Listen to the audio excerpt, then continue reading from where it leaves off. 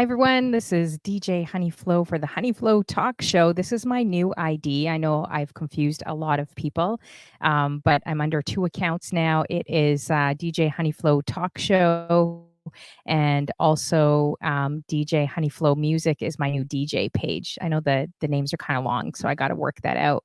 But we got a special guest, you guys. The reason why I'm having my talk show on at 2 p.m.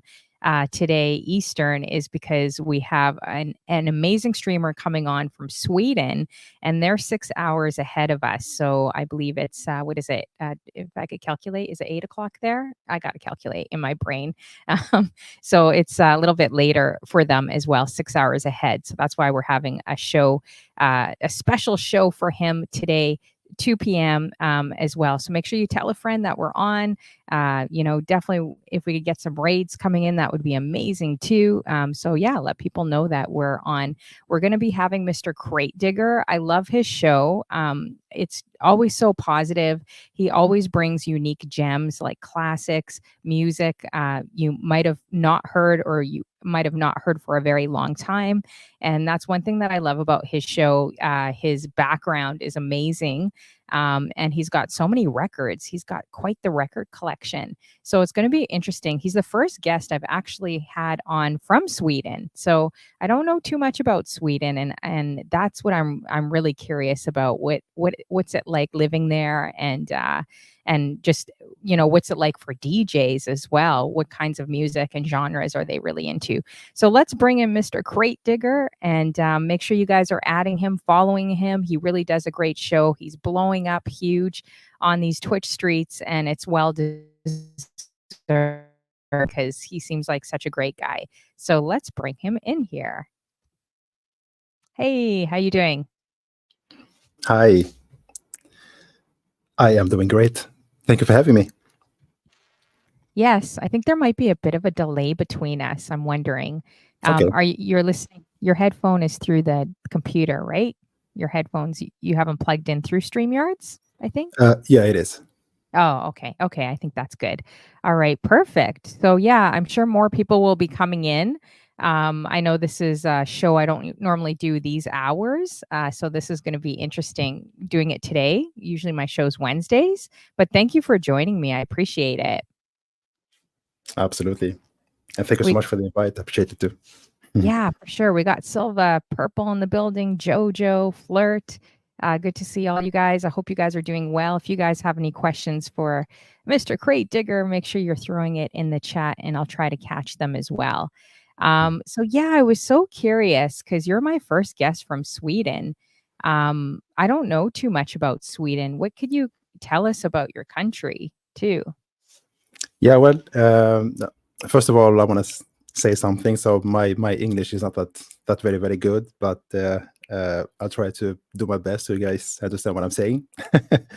And once again, thank you so much for having me. I appreciate the opportunity.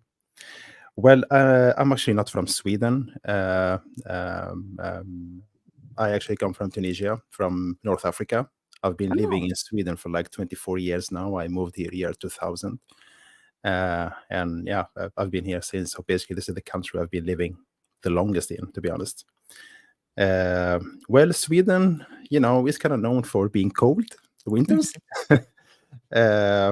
It's kind of something, I wasn't really prepared for because I basically moved from an extreme tropical climate, basically, to, I remember when I got here, I think I left Tunisia. It was like 24 degrees, and I ended up here in Stockholm, Sweden. It was like minus 23 degrees Celsius, and I had basically summer clothes on me. It wasn't good at all. wow. Yeah, so that was basically my first experience coming here. Yeah, well, I mean, Sweden is a unique Nordic country, It's cold, as I said. It's kind of different culture than I used to, but with time, basically, you adapt to it. Uh, well, I mean, they are kind of known for being. Uh, it's an amazing infrastructure here. It's kind of a rich country, so The opportunities are amazing. If you basically show what you can, then you'll be able to basically accomplish everything. One of the positive things, they are kind of known for their hockey team, Hmm. one of the world's best. I think. I don't know if they actually keep doing that well anymore or not. Um, yeah, I mean the summers here are amazing as well, when the weather is kind of nice. But this is one of the countries you truly can't trust the weather here because you don't know what to get from day to day. Yeah. That sounds like Canada. Wow. I didn't realize it was that cold out there. Yeah, And it is. I wonder if you guys have any Canadian players on your team because, the best hockey, we got to take that. We got to take that as Canadians. But I wonder Yeah. if you guys have any Canadians on your team too. Um, I think we do. I'm not that much into hockey, to be honest. Uh, I'm more of a football guy, Oh, soccer nice. guy, basically. But Yeah.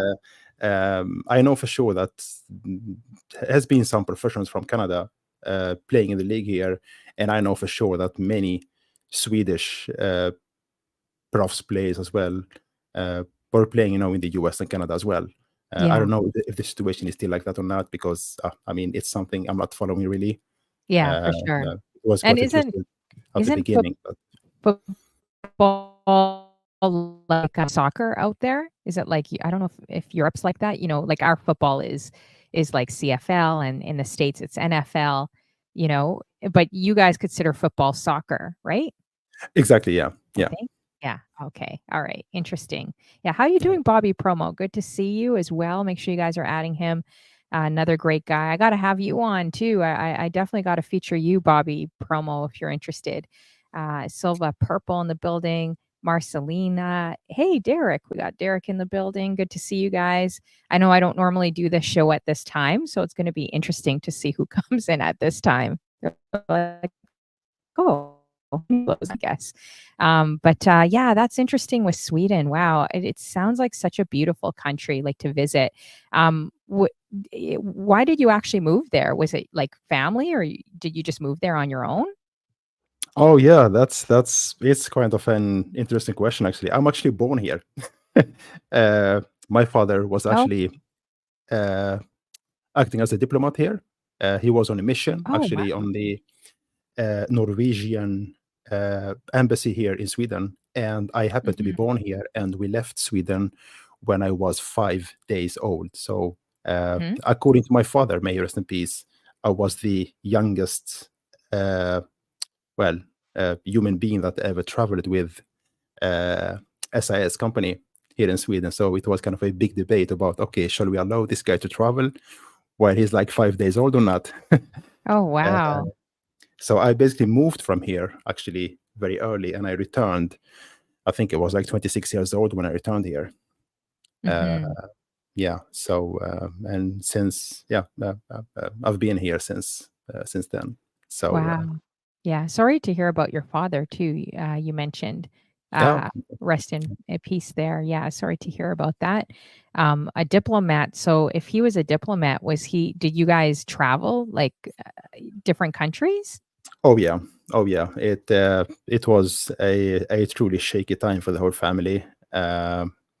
He was traveling a lot, so basically, the missions was like 4 months here, and could be sometimes weeks somewhere else, and sometimes 2 3 years somewhere else. So I felt that I never felt that I have some kind of roots anywhere, you know. And then I think at the age of Mhm. 7, my mother was quite fed up of that, so we moved back to Tunisia, and he was basically working abroad, uh, um, around around the continent, basically. So yeah, Wow, it that's was so interesting. it was kind of different kind of life, it was his job. So Yeah, for sure. yeah, Yeah. But for you, I mean, that's probably why you seem so adaptable to, like, people, culture, music. You probably get that from your parents, right? Like, just being adaptable to different yeah, things, I right? And new things absolutely. too, new changes. Yeah, I think I got that from my father. Really, he was all about adventures in life. He was extremely talented, in speaking a lot of really weird languages, like Swahili. He was Mhm. fluent in German, in French, in English, in Arabic, in a lot. I think he spoke 11 different languages, actually, Wow. um, quite fluent. And I don't know if I got that from here, but from him either. But I managed at least to speak Swedish quite early. Actually, I think uh, after 4 or 6 months here, I could kind of make myself. Yeah, I mean, people understand what I'm saying, and I actually had my first job as well after 6 months here, Mhm. which is a bit unusual. Yeah, I mean, when it comes to adapting, I mean, we are living in a multicultural world now, so it's kind of, a benefit to be able to adapt to different things, and especially when you leave a culture, kind of a tropical culture, and come to this kind of culture, you don't have so many options really, so you kind of learn to adapt to it somehow. Yeah, it Mhm. happens quite fast for some, and much more slowly for others. But I think I managed to do it quite well. So yeah, I'm kind of Yeah, proud for of sure. that. And your Eng and I was yeah, and I was gonna say your English is much better than mine. So just to let you know, like, I don't it's think really, about really that. good. Like, Thank you. no, it is, because you said, "Oh, my English isn't that great." I'm like, "Serious? It's better than mine." Yeah. Have you ever thought about, following your father's footsteps and what he did, or no? Oh, You definitely kind not. of No, took a different no. path, obviously with Yeah. DJing too. No, Mhm. no, no. Actually, yeah, I've been saying this so many times, and I think those who are close to me are kind of fed up of hearing this. But I don't see myself as a DJ, to be honest, either. I'm more of a Oh, really? I'm more of a music collector more than being a DJ, Mhm. Mhm. and I think that's because I kind of, yeah, I kind of set the bar very, very high of being a DJs, of or to have that ability to call yourself a DJ. Um, Mhm. so it's kind of a really, uh, it's a long way to go to, you know, feel that uh, I really belong to that kind of category, calling myself a DJ. I think you 'Cause- definitely belong in that category, you okay, know? You you thank you. you definitely do, and deserve that right too as well, especially with your show. We got Silva Purple, Denise, Eliza. I just met her this weekend. It's always nice meeting people that watch your show, for the first time. It's like family meeting people in real time. So that was really nice meeting her this weekend. Have you met anyone like watch your show in real time on Twitch? No, well, I mean, I see him up with a Joe here. He is actually a working colleague and one of my best friends ever. But Oh, that's nice. meet my moderators. It's crazy, Mhm, and the moderators are basically my best friends. Uh, uh, mhm. and but hopefully someday I'm planning to do that, and we'll I see. love We'll see how that. it goes. Yeah, you guys should all go to Sweden, seriously, or you guys should all meet up somewhere. That would be amazing for sure. Yeah, Now I gotta that would check be a great. map. Like, I gotta kinda, see where everything's situated and learn, like, research your country a little bit more too. So Yeah. I was curious too, how old were you when you kind of got into music and, what inspired you to get into DJing? Yeah, the whole thing began when I was like 3 to 4 years old. So my father was a huge fan of music, but he was into kind of a different kind of music. He was listening a lot to French-based music, basically. Uh, so he was, listening to artists like Edith Piaf, Dalida, and stuff like that. That I truly don't listen much to. Um, but I appreciate that music of the lyrics. It's kind of a combination of pop and country music. It's kind of a weird kind of music. at least for me at that age. But all of a sudden, he dropped a 45, those small records, Hmm. a 45 to Let's James see. We got to Brown. zoom in. We got So to zoom in this, on your. ah, If you guys ah, could see oh, it.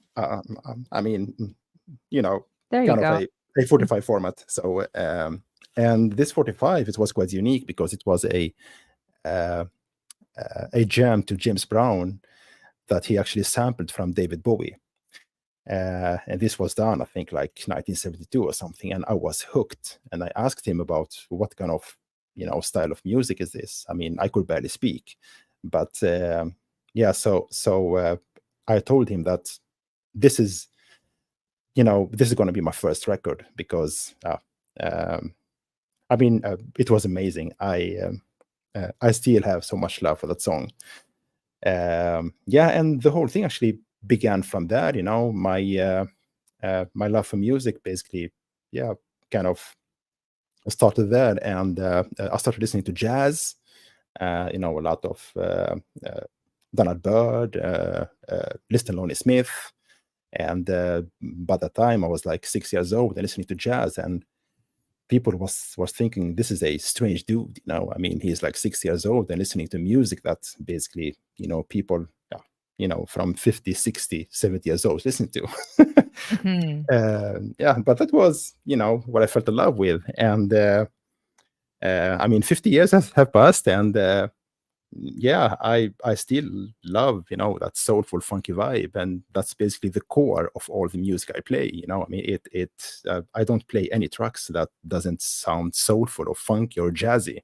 So you kind of, I need to have those elements of music in it, otherwise I don't get it. Hmm. I'm trying to uh, do the math. You said 50 years have passed by. Guys, he looks like he's 40. I'm confused right now. I'm oh, zooming in on you. You look so young. It oh, must thank you. be sweet at 50 years. I'm like, I'm trying uh, to do the math in my head while he's talking. Oh, I need to use a yeah, calculator. You look yeah. very young, Oh, definitely. thank you, Yeah. I appreciate that. Nice. I just So, turned 50 actually, oh, so wow. yeah, Oh, it was happy birthday too. thank you, and 5th of June. So yeah, yeah. I mean, I try to take care of myself, and it's kind of essential. So Hmm. uh, yeah. Yeah, that's good. Did you do anything for your birthday as well? No, I'm not much at celebrating things, but my mods had me to do a stream at least, and we did that. So that was Oh, it, that's actually. nice. Yeah.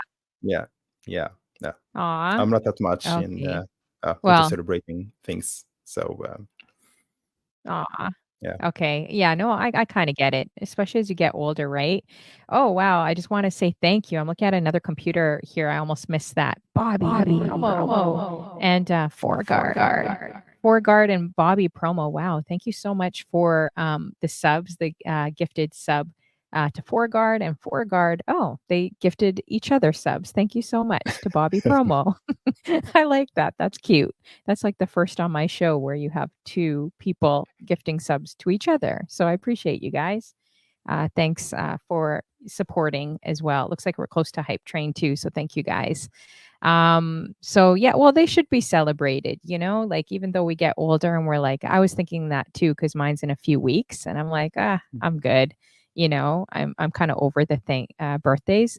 But I would suggest for next year, look up 100 free things to do on your birthday in Sweden.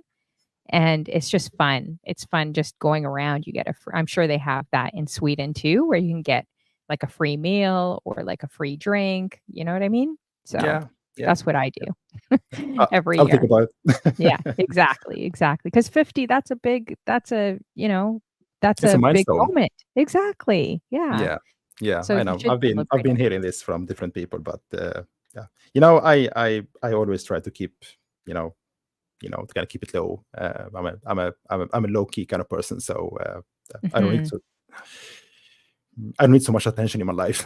Yeah, no, To be I hear honest. you. You So already get a lot of attention on your show too. You're doing amazing, by the way. thank, Like, thank you. Appreciate that. you have a lot of people coming in and well deserved because you really do a remarkable show and your vibe, like it exudes like out like through the screen, when I'm watching your show. So it's Thank you. and I think that's what people really gravitate to when they watch you, not just the music, but Thank you. you just That means exude a lot. like a really yeah, like very humble, like like you have humility too, which I love. Finding streamers that are like that as well too.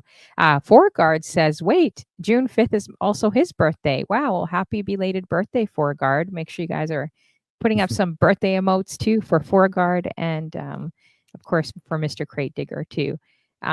Let's see. And Silva Purple said we had a beautiful birthday stream. Let's see here. Oh, Bobby Promo says, "Did anyone deliver a cake in a crate?" You mean to Cratedigger? That would be pretty dope, actually. Hmm. Let's see. Oh, that's sweet. I'll definitely take you up on your offer. I don't refuse food. So Bobby Promo says, "Come to New York for your birthday dinner on me." Oh, that's sweet. I appreciate that. We love you, Um, Bobby. we got Bright Eye Sunflower as well. Okay, I really got to check a map. I'm trying to figure out where she is and where you are. You're in Sweden. Like Yeah, in she's in Stockholm, the Sweden. Netherlands. Sorry? Exactly. Yeah. In Stockholm, Sweden. What was that? Yeah. Okay, so yeah, Stockholm, that's what I was trying basically. to Yeah. I'm trying to figure out. Yeah. Okay, I gotta check a map so I don't look crazy, guys. Hmm. Let's see. It's Hey, the Mimi capital of Sweden, Berry's in the basically. building. Good to see you. Okay. All right. Yeah, I gotta research a lot more on Sweden. I would love to make it there someday. It sounds really beautiful as well. Let's see. Oh, and Forgard says he also turned 50 that day. So it looks like you guys both shared birthdays, Yeah, and and he looks like 30. oh, That he guy is looks so young. 32. He's from Sweden as well, right? I think I think Forgard is from Denmark, right? Aren't you, Forgard? Oh, You're just okay. living in Sweden, right? I think he's Danish. I'm not sure. Oh, I nice. I mean, we had a phone call once actually. A great guy with an amazing show.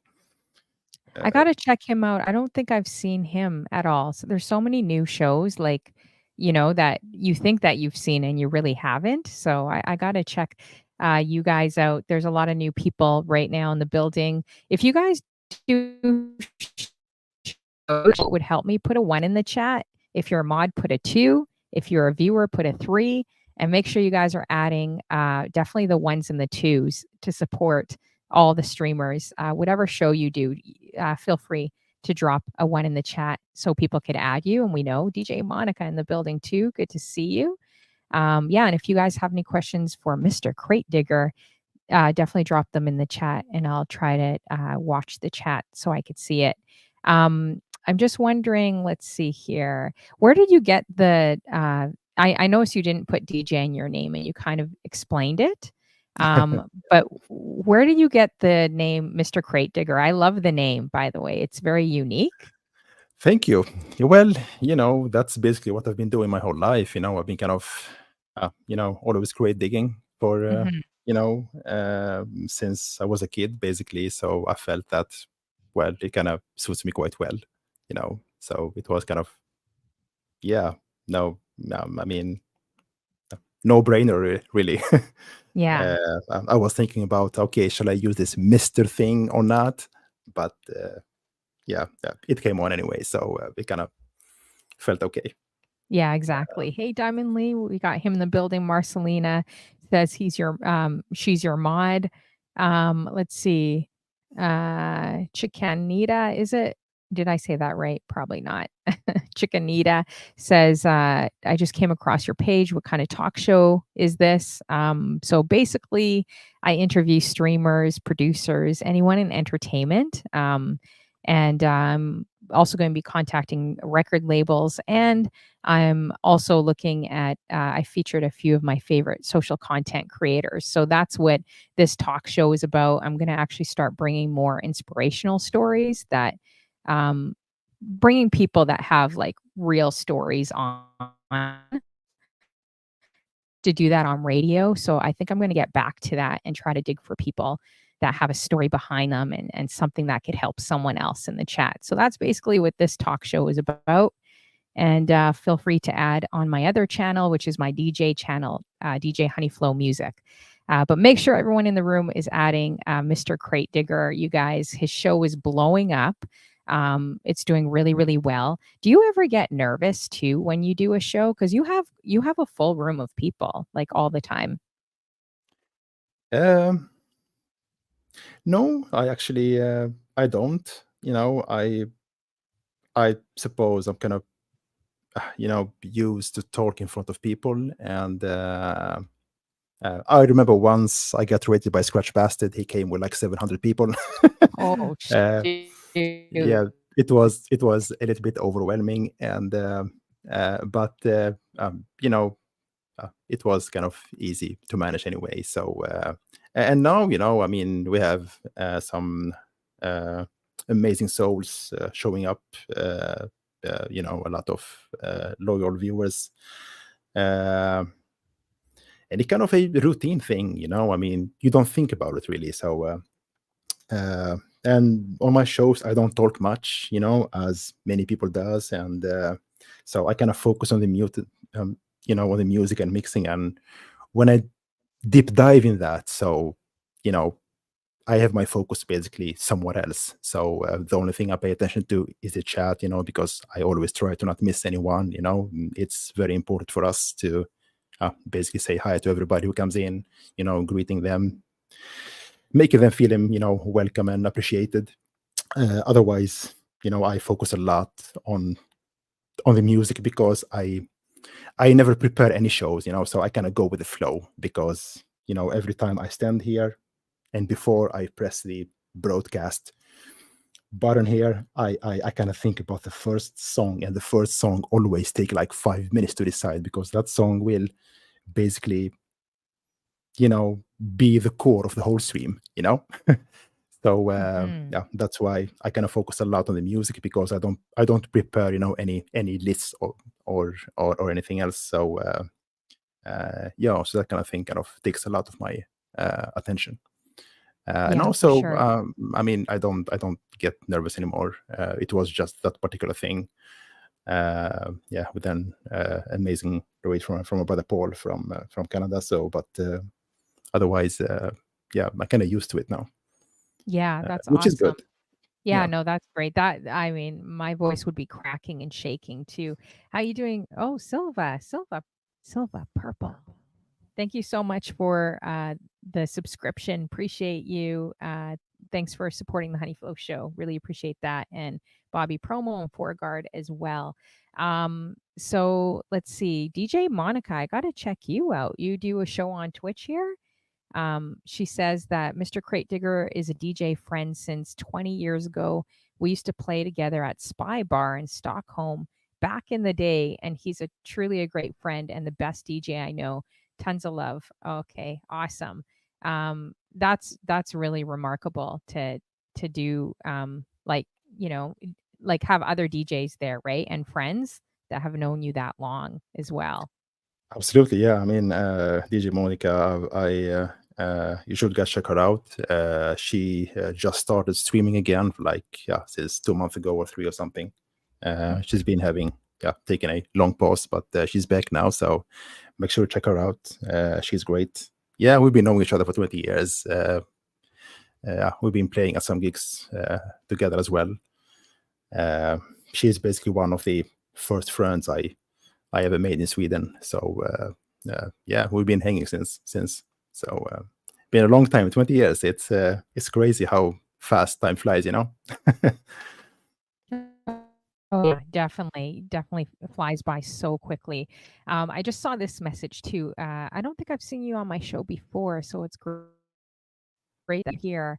If everyone could do me a favor and throw some hearts up for Chicanita, that would be great. I'm just going to read this message quickly here. She said, I asked because my husband was hit in the head by a drunk driver. Wow. 6 years ago, and it left him blind and an amputee.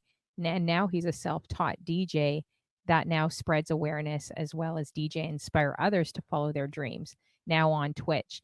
If you could whisper me those details, I'll definitely check you guys out. And yeah, that definitely sounds like, a story to feature. And I'd love to support your husband too. So yeah, throw some hearts up for her, you guys, if you can. And I appreciate you sharing that and coming to the show as well. We'll definitely talk. Let's see. And I'm just trying to catch some of these comments here as well. Oh, Denise says congrats on making partner. When did you become a partner too?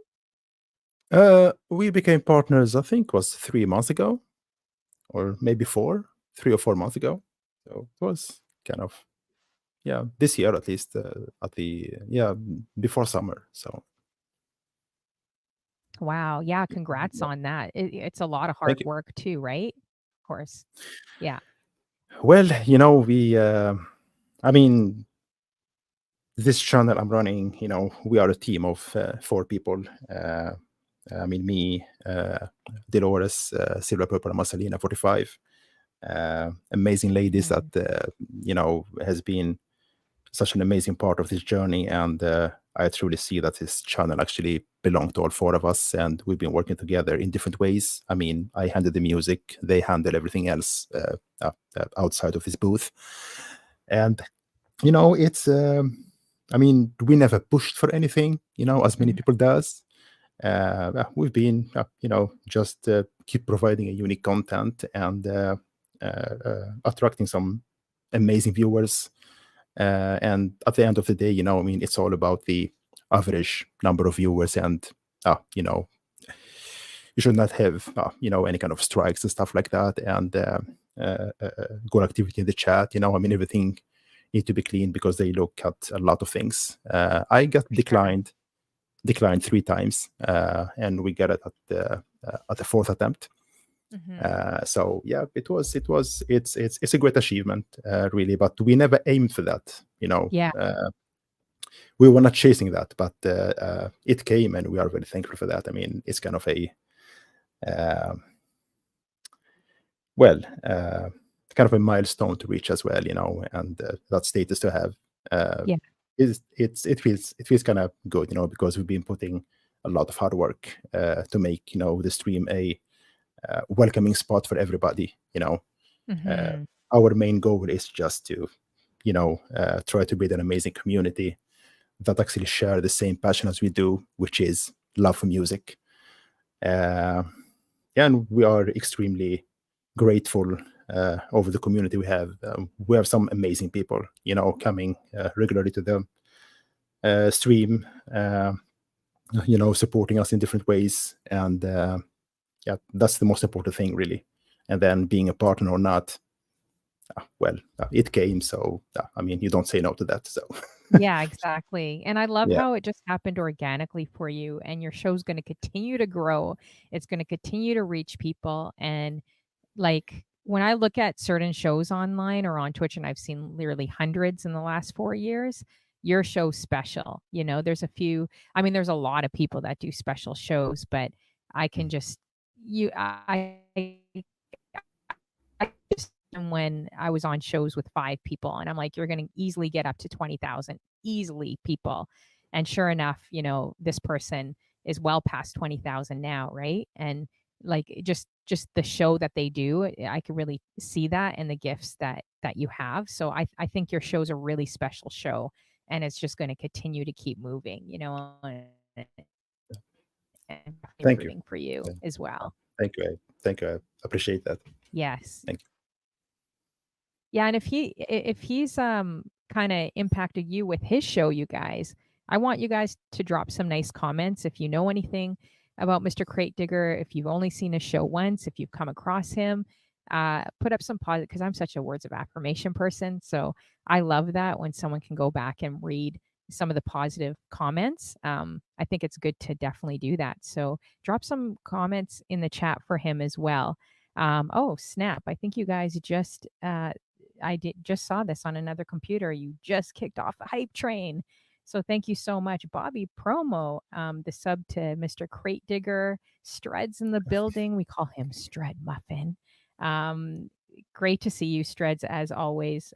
A day one of mine. Thank you for gifting that sub to Jen B. Denise, thank you so much for the sub to Marcelina. Oh, wow. You guys are literally paying my birthday dinner. Thank you so much. I appreciate that. Dolores for the sub as well. Appreciate that. And for all the follows, Silva Purple and Bobby Promo again and Foreguard. Level 2, we're at 50%. Thank you guys so much. Much love. Blessings to all you guys for your support on this show. We got Bashi KD. That's a great streamer as well. Make sure you guys are adding her. Elisa in the building, Silver Purple, DJ Double. I'm sure I missed some people here. I'm horrible at that. We got 45 Day. This guy's was an amazing interview, guys. Make sure you check out on YouTube.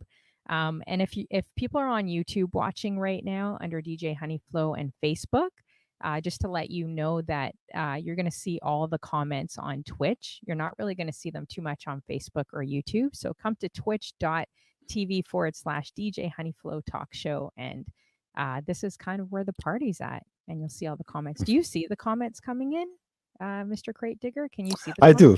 Oh, yeah, you do. I see them on my phone here. I have your stream on here. So Okay. yeah. Hi guys. Hi every single one. I see a lot of familiar friends here. So Yes, some amazing people, some amazing streamers as well. Oh, Lynette. Okay, let's see what she says here.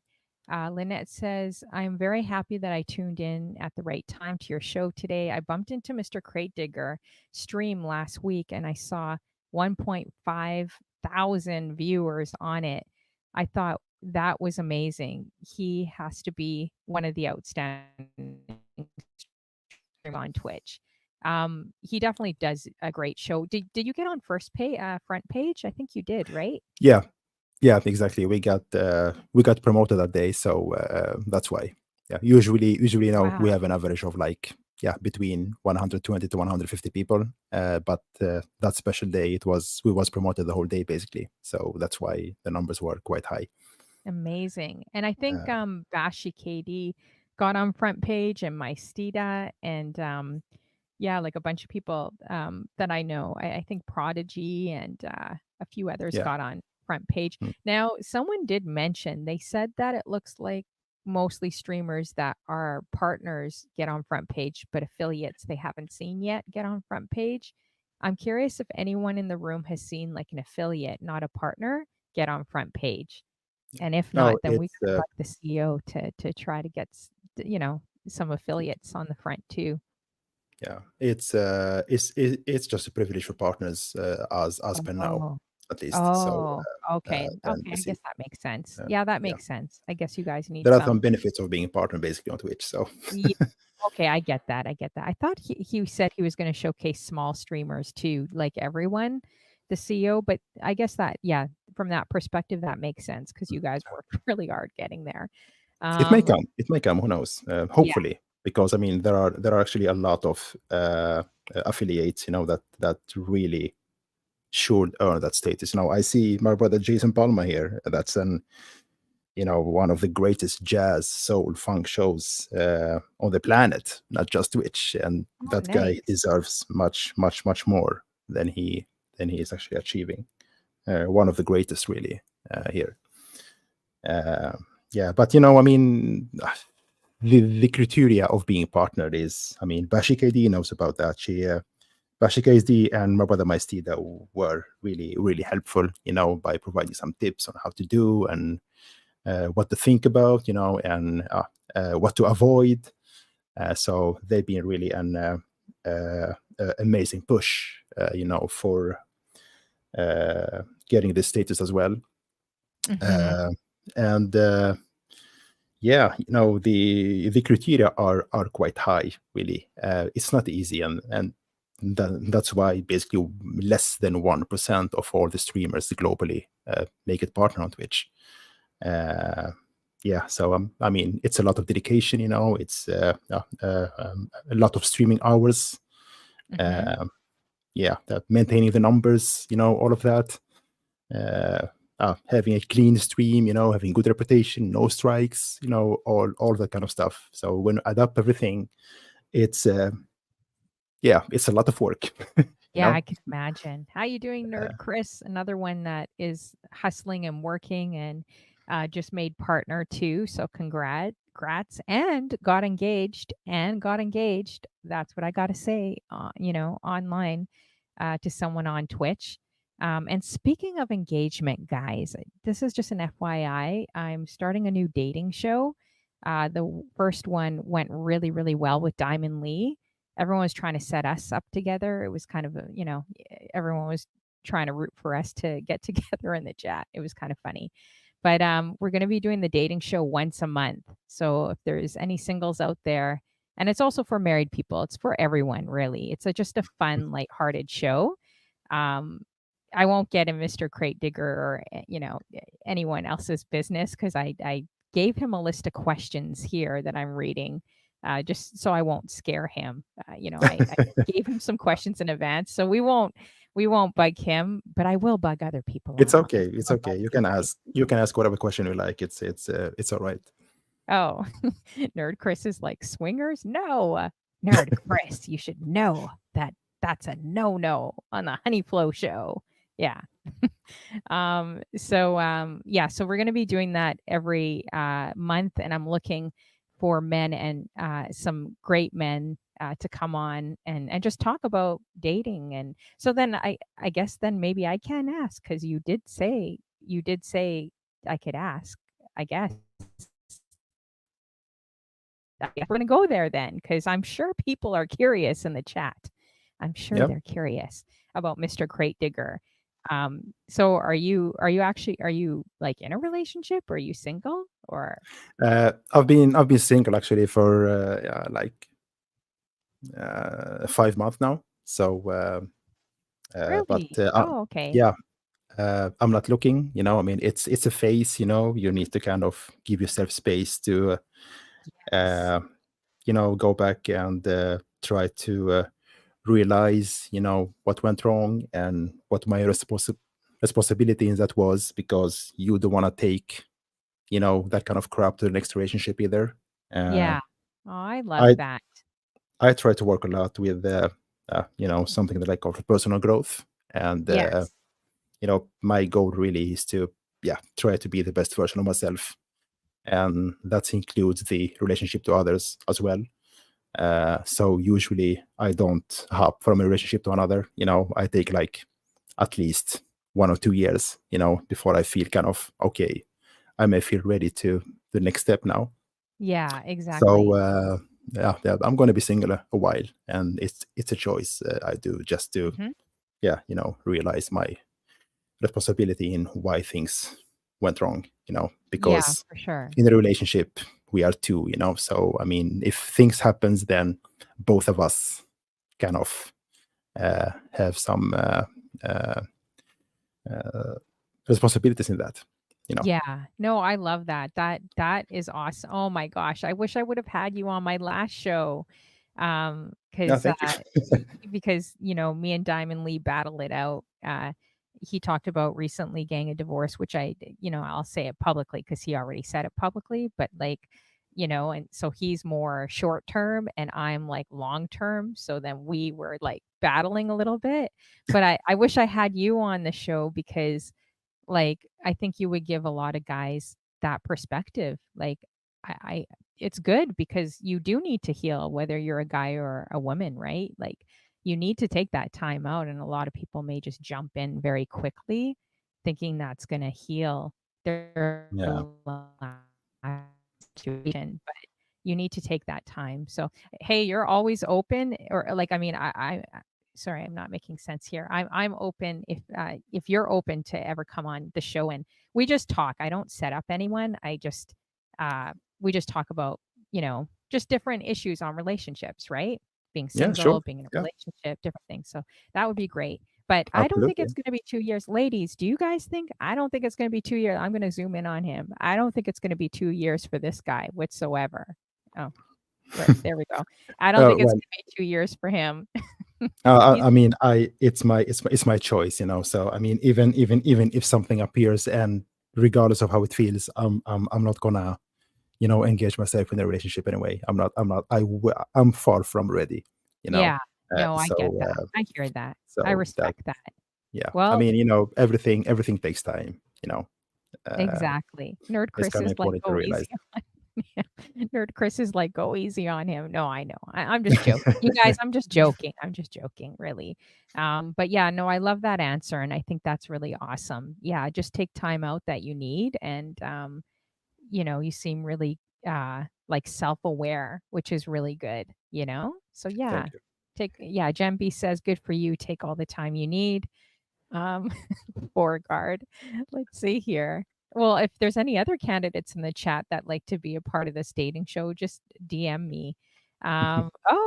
Beauregard says you can set me up with Brett Rock. I will be on your dating show. Jeez. Oh man. Yeah. So we're gonna get out of aisle two, you guys. If you guys don't know what aisle two is on the Honey Flow show, we talk about aisle two all the time, finding love in aisle two of your grocery store. Could be Costco, could be Home Depot. I don't know what they have in Sweden. I don't think they have Costco there. IKEA? Do you have IKEA there? I think you Yeah, do. I mean, Yeah. IKEA is a Swedish company. If Oh, you yeah, that's what I thought. See, I'm sounding if you didn't really know, stupid, guys. I'm sounding really stupid right now.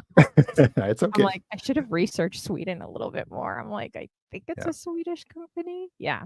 Um, so yes, you guys have IKEA. So aisle two, you either find love in aisle two, or if you're married and you want to kill your partner, then you restore the love in aisle two. But it's all about oh my God. agape love in two. So, anyways, we went there a little bit today. I wasn't gonna go there, but I'm glad you were open enough to talk about it. Let's see. Oh, Jen B's like IKEA could be very confusing. Yeah, it is. I love the cookies. I love your cookies, by the way. The, those you guys have these special cookies at IKEA, and I'm sure in your country. Yeah, well, IKEA, Yeah. Um, I don't own anything from IKEA. yeah, Yeah, I mean, exactly. it's uh, yeah, yeah. I'm not that much in actually being there, to be honest, either. The culture is I mean, it's typical Swedish in IKEA, really. Mhm. Uh, Yeah, for yeah, sure. and I The mean, even meatballs. yeah, exactly. So yeah, even the kind of food you have there, you should really avoid that. It, it's no healthy food either. No, it's Uh, true. You're probably uh, you're definitely right. But, going back to okay, so we're gonna get back, we don't wanna make Mr. Crate Digger too uncomfortable, guys. I wasn't gonna go to aisle 2, but, I mean, it opened up, it's so okay. what do you It's guys want okay. me to do? I gotta ask. People say I'm nosy on Twitch, so I gotta ask about their love life. Anyways, so we're gonna go back to your first event. Do you ever remember, like, your very, very first event DJing, and what was that like? Yeah, it was quite an experience. It was actually my first girlfriend's cousin, I think. So it was kind of bunch of 11 years old, you know, guys and girls, and uh, they asked me to, feature as a DJ. But I was like, okay. So yeah, I started playing Lonnie Liston Smith for 11 years old, and they were, what the hell is that? It was kind of an experience, I'm playing jazz, and soul and funk for people that never actually have any experience in listening to that kind of music, because they were basically expecting, some Euro dance, or like techno or trance music and stuff like that. So it was a very, very short session. I think I made like 17 to 18 minutes, and then I said, you know what, I'm going to leave. Oh, yeah? Wow. Yeah, yeah. So that was kind of my first unofficial event, basically. Yeah, Uh, interesting. Yeah, it's crazy when you yeah, look back, right? Like, at the equipment that you had and just the very first time and being nervous, like, in front of people as well, you know? It's kinda interesting from 20 years or however long ago till now, right? yeah. I mean, with time you gain experience. You've been kind of I mean, it's a lot of exposure as well, so you kind of get used to that, and you let go of all kind of tension you feel. And as I told you at the beginning, I'm kind of used to have people around me, and in my regular job as well, so I kind of we do a lot of meetings, so we kind of very familiar with interacting with people and talking in front of people and stuff like that. So I kind of, yeah, that kind of thing, feeling the pressure has never been a problem for me, to be honest. Oh, that's good. So Yeah. yeah, it's kind of a privilege, really. So I mean, I take that from my professional life into this, and it really helps. Hmm. And I had an experience. This was crazy. Something happened. I think it was back. Not many people know about this, actually. Back in 2008 or 2009. So I was playing at this place that DJ Monica wrote about, DJ Spybar in Sweden. And this was, I think it was April 2008 or 2009. I don't recall the exact year. At the end of the set, so this guy approached me and he was like, "Hey, great set, and I wonder if you are interested in coming to Spain and spin some records." I was like, "Yeah, sure, why not?" Yeah, so exchange, we did exchange, phone numbers, email addresses, and he reached out to me like early July, uh, basically sending an email to me with a lot of information, with a flight ticket, and half of the pay and everything.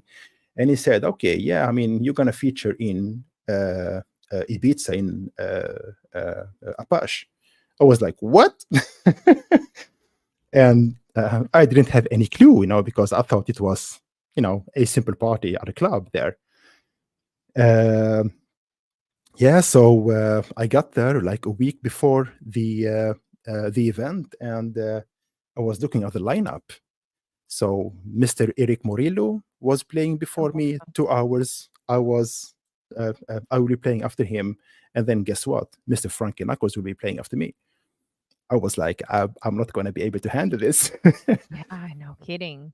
Yeah, and I mean, I'm a guy, so basically no one knows about, and I was basically squeezed between two legends, of house music. I mean, Frankie Knuckles is basically he invented house music, So and Eric Morillo was playing in front of 9,000 people, and I was Oh, about to take over from him. I that's crazy. that that time I really felt extremely shaky. I mean, my whole body was really shaking. Yeah. I mean, taking over from legends like that with that kind of names. Yeah, so the first 15 minutes, I was awful. I mean, I couldn't even mix two house songs, and house songs. I mean, house music is extremely easy to mix. Hmm. Uh, and yeah, I got in, to that rhythm, and yeah, I started feeling, more and more comfortable with time. And yeah, at the end of the set, I mean, we had, I think we went up to 17,000 people there. It was crazy. Hmm. Yeah, but as usual, I was focused on the music because I was spinning vinyl, and spinning vinyl now it's a little bit tougher than actually doing digital music. Uh, uh, so yeah, it was quite an experience with a lot of people. And then at the end of the set, so I felt a very heavy, hand on my left shoulder here, and it was Mr. Frankie Knuckles is saying, "Hey man, amazing set, and who are you?" I was Wow. like, "Hey, man, nice to meet you. I'm nobody." Aw. Yeah, so that was basically, I think, yeah. I mean, it was really the most amount of crowd I basically played in front. It was crazy. Wow. Um, That is uh, amazing. it happened once, and it was an amazing experience. But Uh, don't you feel that we could be our worst self-critics, like, as DJs? Because a lot of DJs can be perfectionists, right? And even if you're on radio or whatever it is you do, you may not DJ, right? Could Mm. any person in front of the camera can be a bit of a perfectionist, so can always critique their work and say, "Oh, didn't do very good," or sometimes, the worst moments, like other people actually said were the best, like they enjoyed it, right? So, do you think we got to be a bit sometimes kinder on ourselves in this industry a little Yeah, bit? yeah. I think we should really, because at the end of the day, we always try to perform at our best level. And I truly learned something from Twitch is that, you know, just be yourself. Uh, Hmm. just be yourself. Don't try to be someone you are not. And release all kind of stress if you are capable to, because it's all about playing music, doing something you love, and having fun. And there is no point really in kind of stressing up yourself, because think about, okay, I love to do this, and yeah, we're gonna do it regardless if it's mistakes or not. We are humans. Nobody's perfect. We will always do mistakes, and what we actually see as mistakes, our viewers may not actually look at it as a mistake as we do. And yeah, it's a lot. I watch a lot of streams, and people make a lot of mistakes, but who cares? We know that, Oh, for yeah, sure. I make we them are daily. we are made to do I make them mistakes. daily. Trust me. Yeah, Yeah, that's that the most frustrating thing I think, that yeah, that's what you it basically learn takes from. time to I mean, DJ and to learn it correctly. Yeah. yeah, and you need to make mistakes in order to learn. To not do the same mistakes. Mhm. You'll be a fool if you do the same mistake twice. But mistakes are good for us, because it gives this, I mean, sense of developing yourself. Yeah. So I think it's good to do mistakes, but don't do them twice. And I feel like, That's it. yeah, I probably do them more than twice, but but I do think that I think we all have something, I think when we first started this platform, DJs were so like DJing, that's it. Like you can't mix anything. And then I think as the years evolved, I've seen those same DJs evolve as well. Like they're like, oh, why are you putting TikToks in there? That's stupid. Or why would you do a talk show on mental health? That's crazy. Like that's not going to be popular. Like I would hear so many different opinions. But now I see those DJs actually expanding and doing those things, because Twitch is not just a DJ show. People come to see your personality. It really is like you're producing a TV show. It's not even just a DJ show, right? So it's kind of nice to see DJs expanding like the box of their mind, like, and then you see like the turntablist DJs compared to the DJs on here. And especially when I watch the women that are performers, like they're like TV personalities on here, influencers, right? Social Mm, content influencers. So I yeah. feel like everyone has strong points. You may be brilliant at DJing and music, and you are like a musical genius. I would say you are, with what you put together.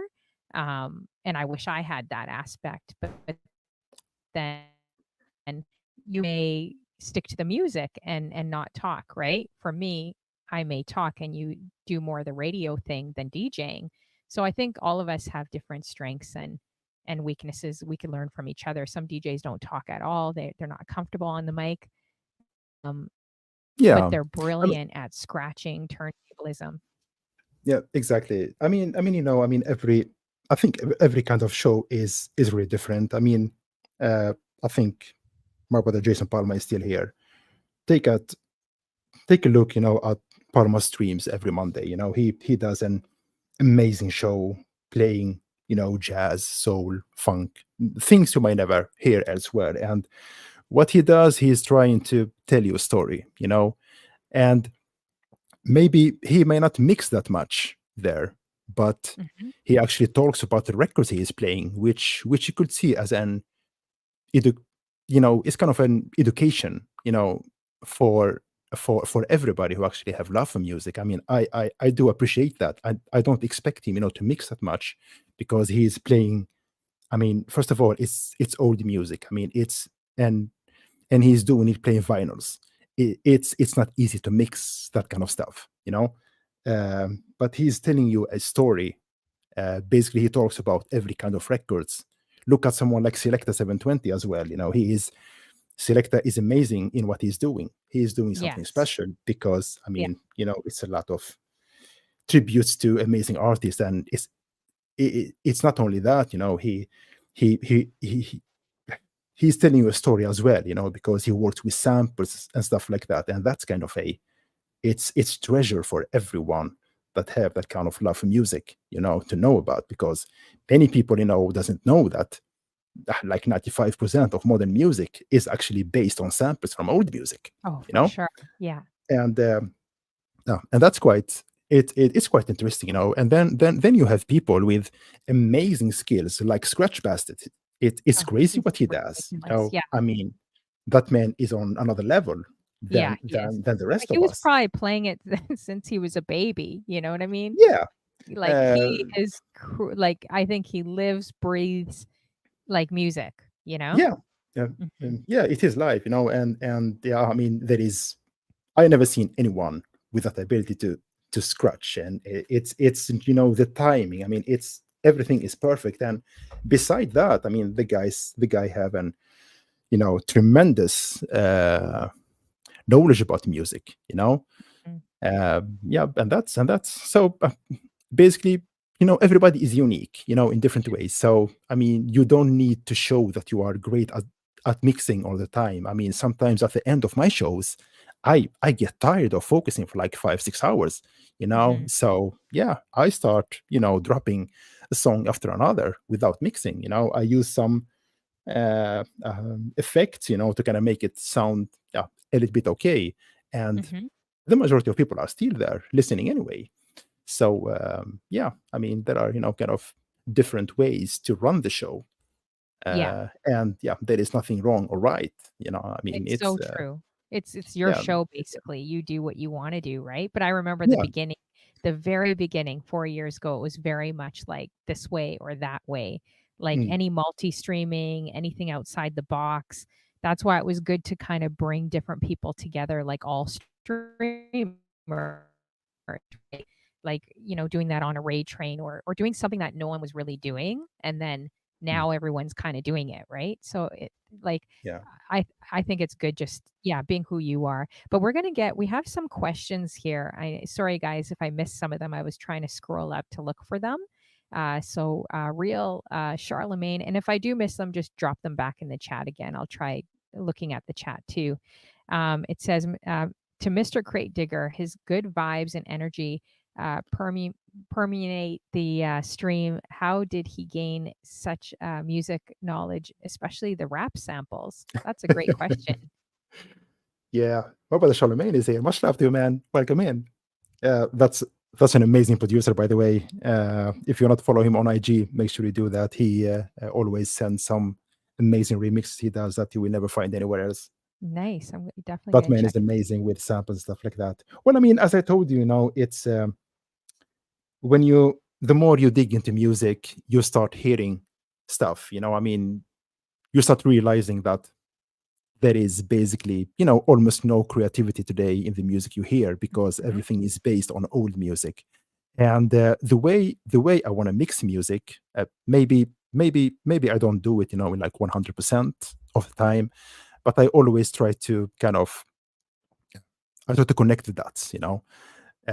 Me and I may mention Selecta, Scratch Bastard, Lord Finesse. We kind of use a little bit the same technique when we're mixing because I might play a song, an old song, and after that you will expect a connection to that song, so I will basically using a sample from that. It could be a drum sample, it could be the Mhm. riff, it could be vocals, and that's a way as well, to kind of provide you with some history and to kind of yeah, make you think, oh, okay, that sounds familiar from the previous song, so it's a way, it's a technique of mixing as well, which is fun because you are not just mixing, you are thinking and you are providing something unique. And this is quite important with streaming, actually. And, you know, I think if you want to gain a little bit more viewers, you need to be quite unique in what you do. Because Interesting. Good if you will be advice. doing the same thing that everybody else do, the viewers will have a lot of options, to go to. But Mhm. if you try to provide something unique, uh, I mean, the majority of people that comes to our show are actually people that are extremely musically gifted. Mhm. They know already a lot about music, and that's really the kind of people you want to have in your chat, because that's create that kind of dynamic and those discussions, about samples, about remixes, about edits, about stuff. And I love to see that in the chat, because I mean, this is big passion for me, and to see that I'm sharing it with a lot of people with the same vision. Yeah, then Mhm. mission accomplished. Do you Uh, pre-plan your shows at all, or do you just kind of freestyle? Like, it looks like you're I very organized there. Like, look I at his crate. freestyle. I never Yeah. prepare anything. No. Wow. I go with the flow, because every time I stand here, I don't know what I feel for playing today.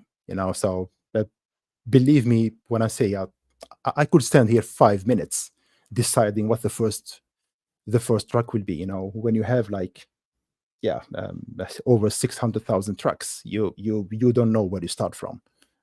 So I usually go with the flow, what I'm feeling for playing today, and yeah, Have and we you ever start had, from like, there. a brain freeze? Like, say, okay, so you were on front page recently, like 2,000 people or how many people coming in, and then all of a sudden Scratch Bastard raids you as well. Another time, you're having, like, 1,000 people come in, like, you're just kinda in your zone, you're with your community, everything's cool, and then all of a sudden you see a flood, like a massive raid. Do you ever have, like, a brain freeze where you're, like, kind of freaking out inside? Like, "Oh my gosh, like, this raid's so big, like, what's my next Yeah, record? My next yeah, record?" yeah. I mean,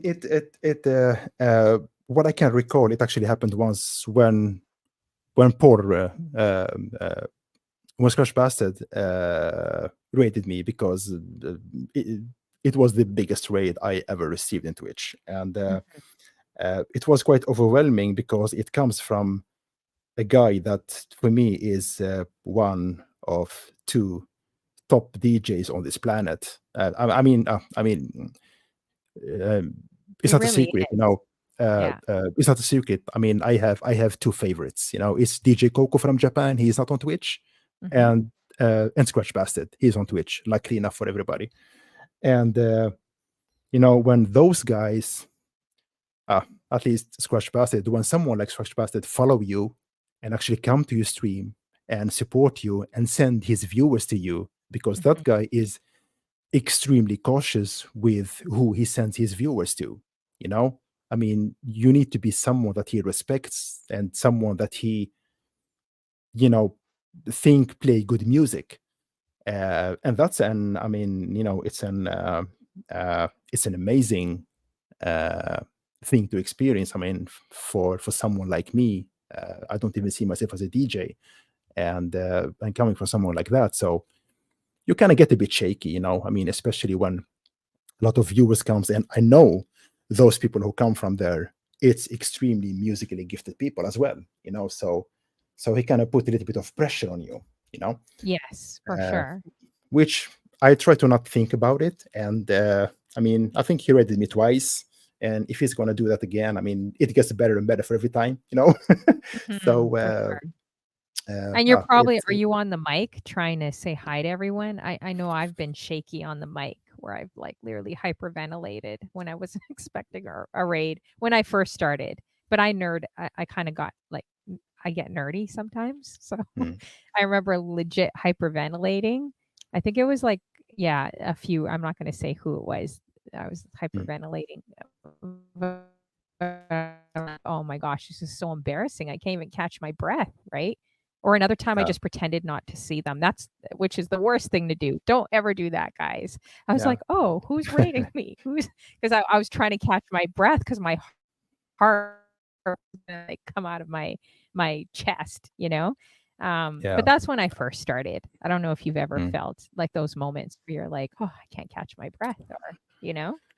So, Yeah, but yeah. Scratch Well, I mean, Bastard would be a pretty big one. What about Jazzy Jeff? if Jazzy Jeff rated you. Mm.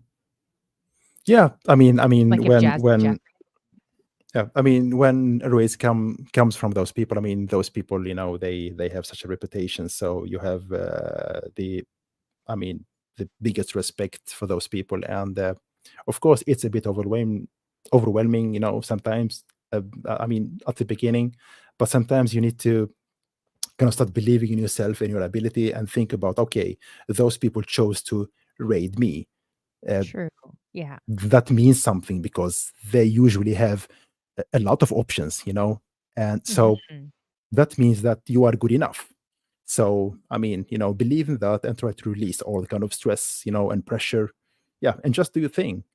It might Yeah. be it might be easy to talk about it, I mean, in theory, but when you get exposed to it, it's a little bit harder. But I think actually I'm getting a little bit better at that because, I mean, we've been raided by Lord Finesse, for instance, basically every Oh, Saturday for nice. like Amazing. 3 months now or something. Wow. And he comes, with like at least 300 people as well. And Mhm.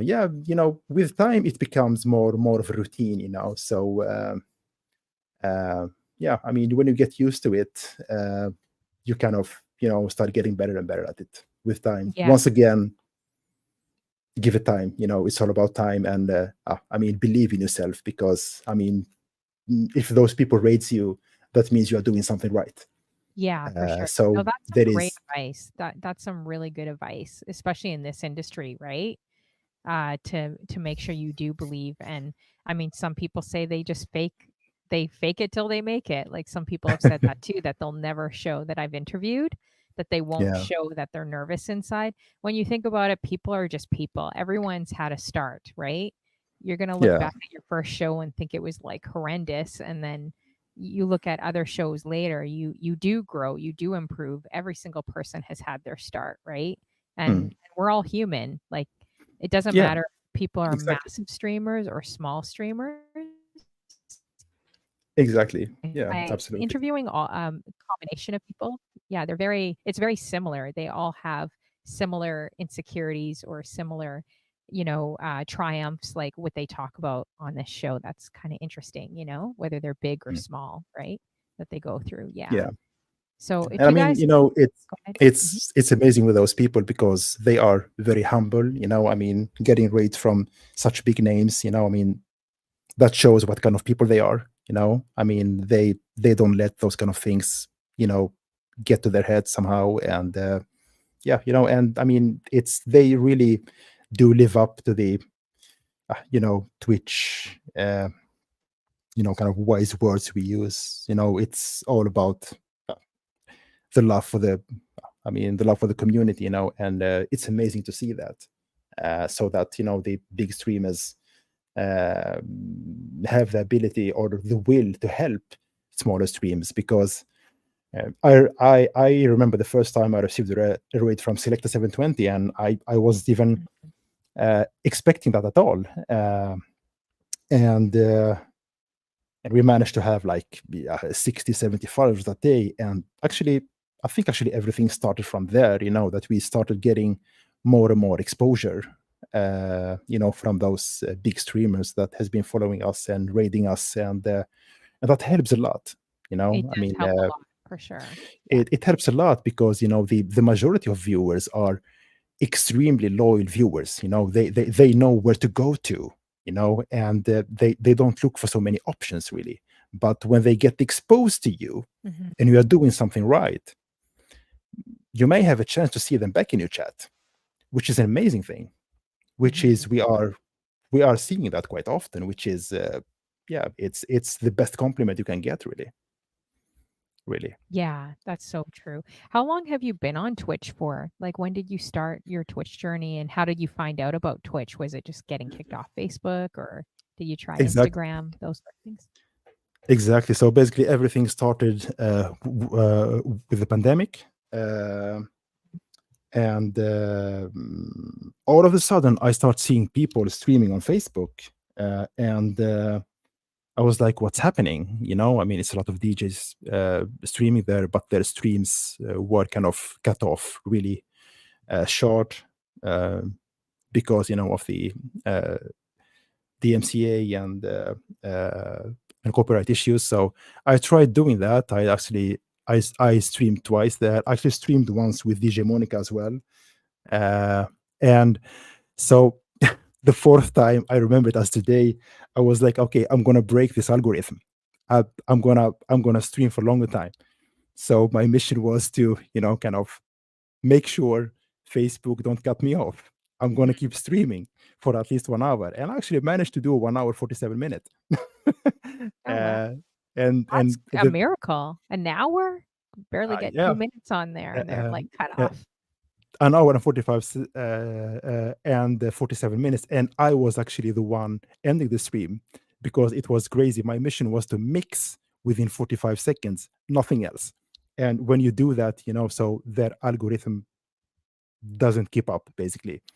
uh, and then all of a sudden, that stream, someone wrote in the chat, why don't you try Twitch? And to be honest, I didn't even know what Twitch was before that comment. So I was like, Twitch, okay, what's that? So yeah, I started Googling, and I created an account the same day, and I went to the music category back in the day, and was seeing a lot of people, from Japan, from Brazil, from the US, from Canada, a lot of people streaming like they've been streaming for ages there. I was like, okay, and the streams are not being cut off. They are able to do that, and that opened up a lot of doors for me. Uh, Not only the ability to stream, but the ability to get exposed to different musical cultures, like Japan, like uh, Brazilian music, which I have big love for. And, you start hearing stuff I mean, otherwise you never been exposed for. And, I never used Shazam as I use today. I mean, if you look at my Shazam, Mhm. you may see like 100,000s of, yeah, kind of hits on stuff, and yeah, so Oh, for it's a sure. way, you know, you have the ability to go to different kind of streamers and listening to different kind of music as well.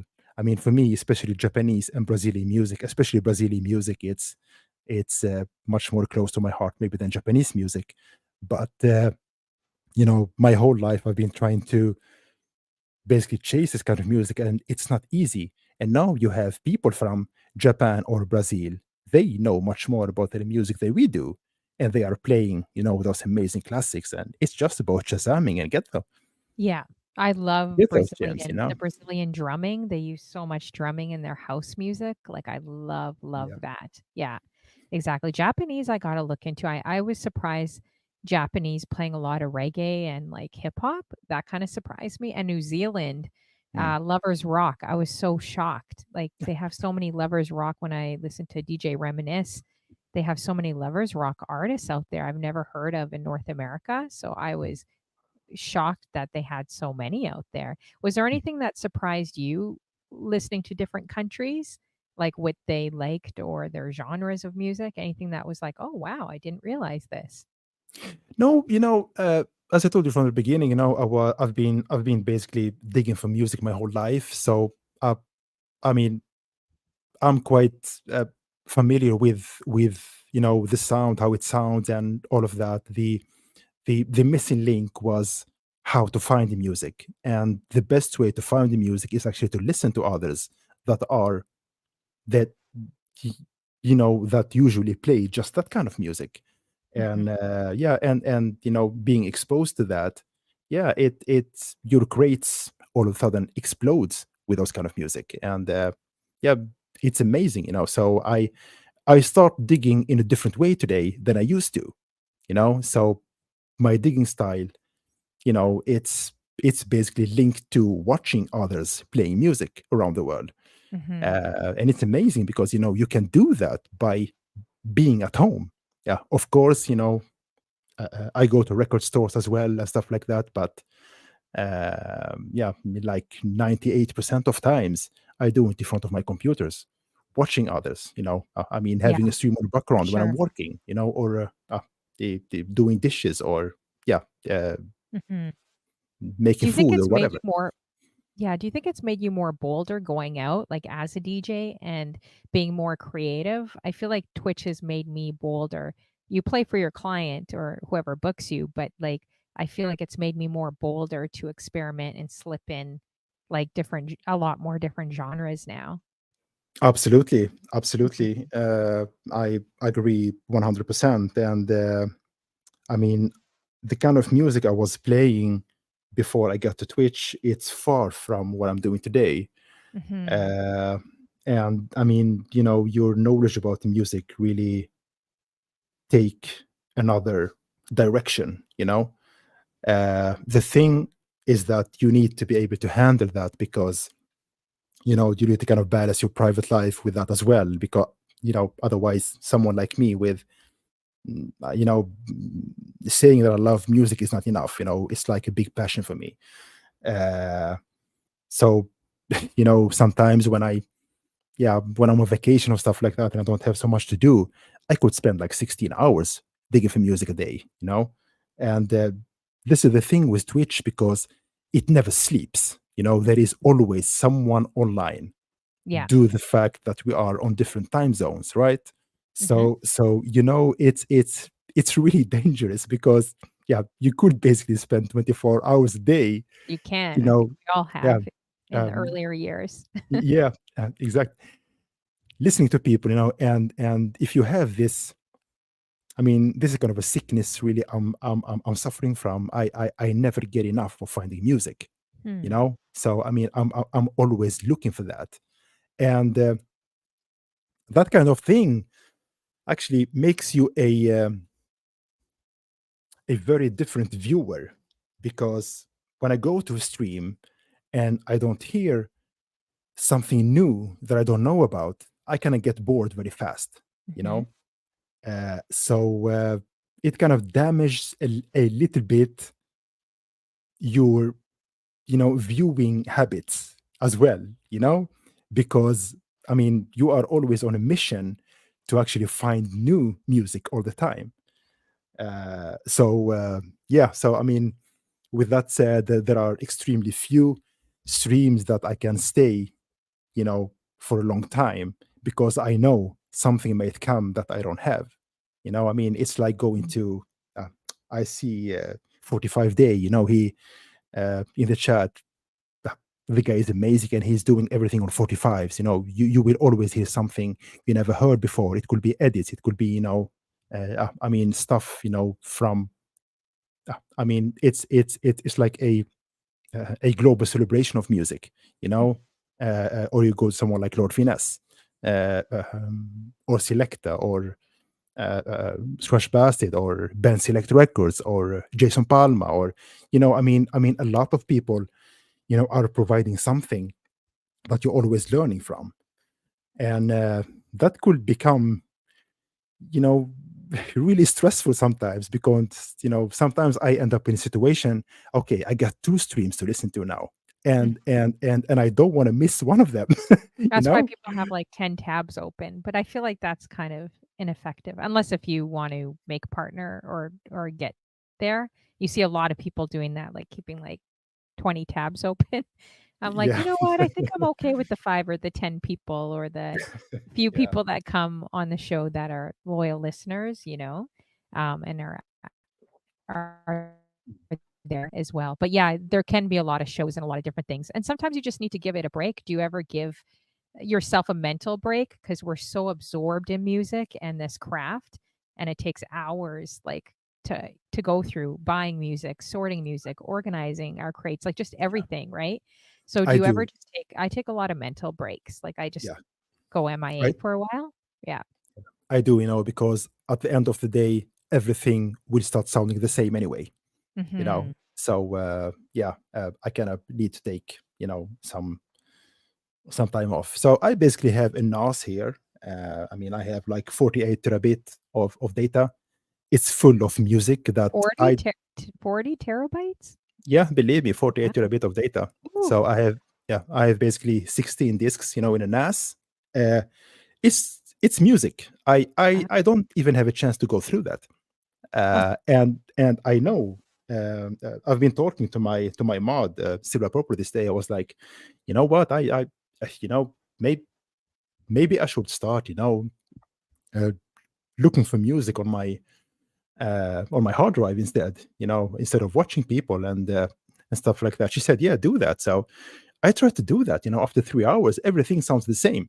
Hmm. So you need to kind of take some time off from that, because it's yeah, it's not healthy at the end of the day. you know We need to blow you up. I was like looking. I'm like, you guys, he's got 50 or 40 terabytes of music. Let's find out where he lives. Let's head down there. yeah. um, Exactly. Jeez. Yeah.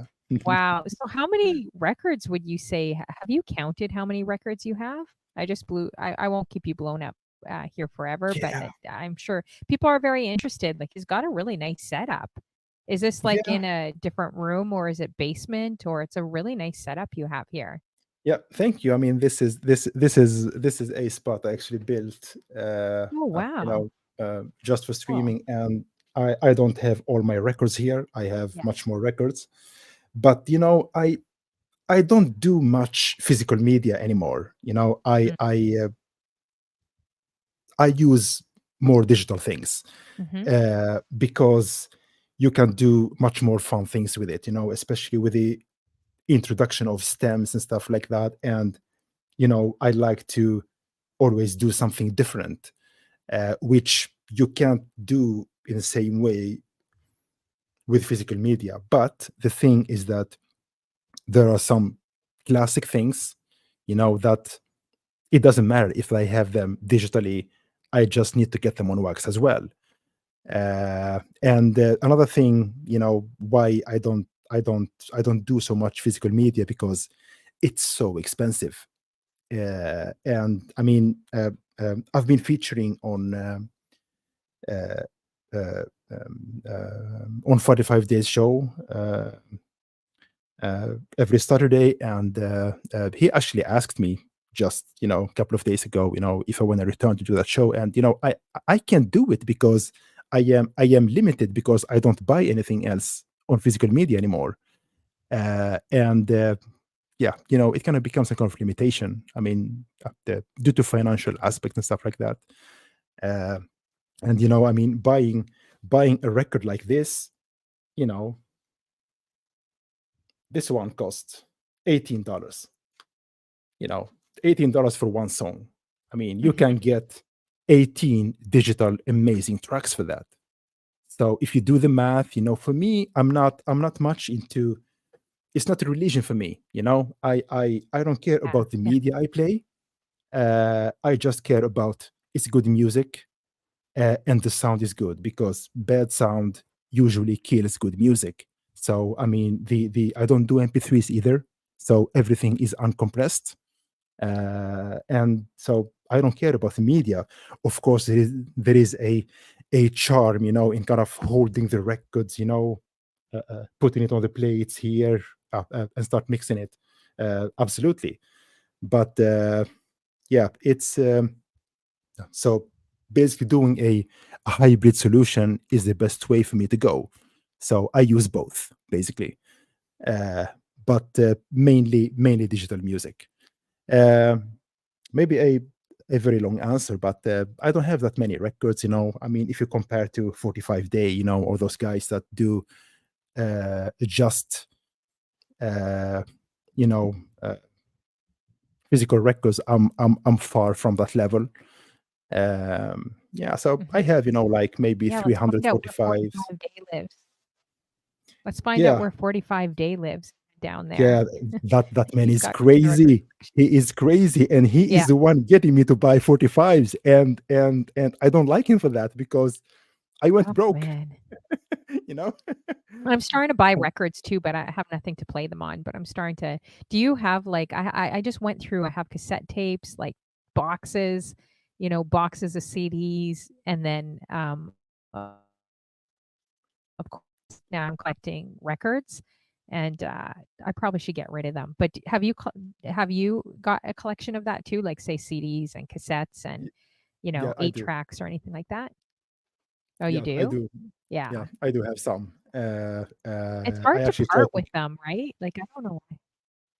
Yeah, I actually managed actually to get rid of a lot of them, but there are some things that mean so much to me, that I have kind of Mhm, a story related to that, So I kind of kept, the most valuable records, and the rest I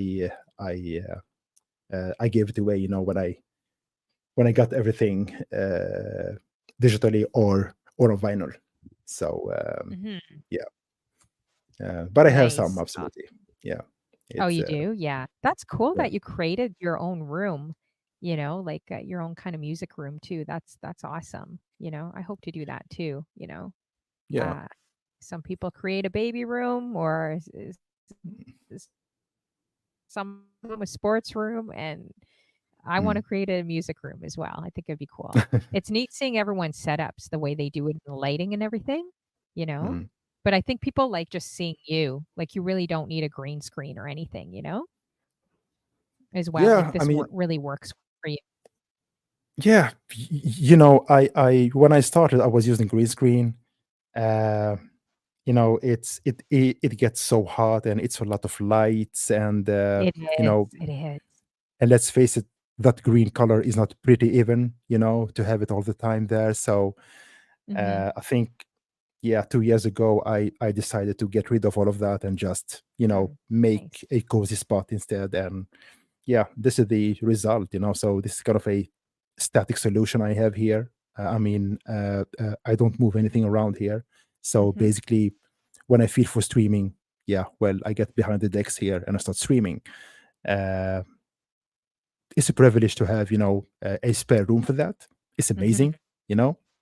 Yeah. So yeah, so I mean, it's a great thing, really, because I know a lot of people, they kind of move around their things all the time, Oh, and yeah, 3. I got uh, 3 setups. I had to mm, here's the living room, you gotta reset everything, takes, like, about yeah, an hour, then yeah, over it's a there. process. Yeah, it's a Mm, process, it is, mm. like, I'm just wondering, do you use a ring light? I would like to have a setting like yours where it's just, like, you don't have a bright light on you, like, it's just because I feel like when you have the room dim, you could, like, get into it? You feel like you're Yeah, kind of in the zone or not in a nightclub, but when everything's exactly. dark and, like, Yeah, dim, I like that. So do yeah, you it's kind actually of use a cozy. ring light or Sorry. do you use a ring light or no, you just have a do you have a light, like, on you, like, where your camera is? No, no, no, no, no. I Really? just I just have those strips. Basically, Oh, it's strip and that's around. light enough, eh? I don't know if you guys Yeah, can see that's there. that's it. Yeah, Yeah, that's it. nice. I use a good camera though. So I'm yeah, surprised so it doesn't make it, be darker, like, even with your camera, even with a good camera, I'm surprised it doesn't, like, you need some type of light over it or on it, so I'm surprised it picks up really well. So yeah, I have a special lens. Basically, it's optimized for darker environments. So oh, that's why. Okay, yeah, nice. so it kind of Okay. feel great. Oh, we got DJ Diz in the room, DJ Wisp. I know I missed some people. Thanks for coming through. And then Mimi Berry pinned your link a while ago. So make sure you guys click the pinned link. It's also running down here too in my scroller thing as well. And also on my Stream Elements, um, his social media, his Twitch page, and his IG. Make sure you guys are adding Mr. Crate does an amazing show. He's going to continue to grow. Do you see yourself here for a long time? Like, see yourself on Twitch for the long haul? It's a good question. I hope so, but yeah, Mhm. you you won't know, what life kind of hides for you somehow, and but I mean, as long as everything goes well and I have the time and the desire, yeah, I'll be here, absolutely. Yeah. But it's nothing I can guarantee really because you know, uh, yeah, we call it life. Anything can happen. But the goal is just to, I mean, just keep it going. As long as it's fun. As long people appreciate what we do, and it feels good, then why not? Who knows? Maybe, yeah, maybe we'll be Yeah. here, the rest of our lives. Who knows? Maybe, yeah, maybe this and Yeah, next week. exactly. I don't know. We Maybe it'll see. bring you to other things. It'll bring you Yeah. out to other places, stages, people. You never know what will happen. I've heard people have amazing opportunities out of Twitch, like getting on a Mm. festival, or some women I Yeah. know, they're traveling all over the world now and they just started DJing.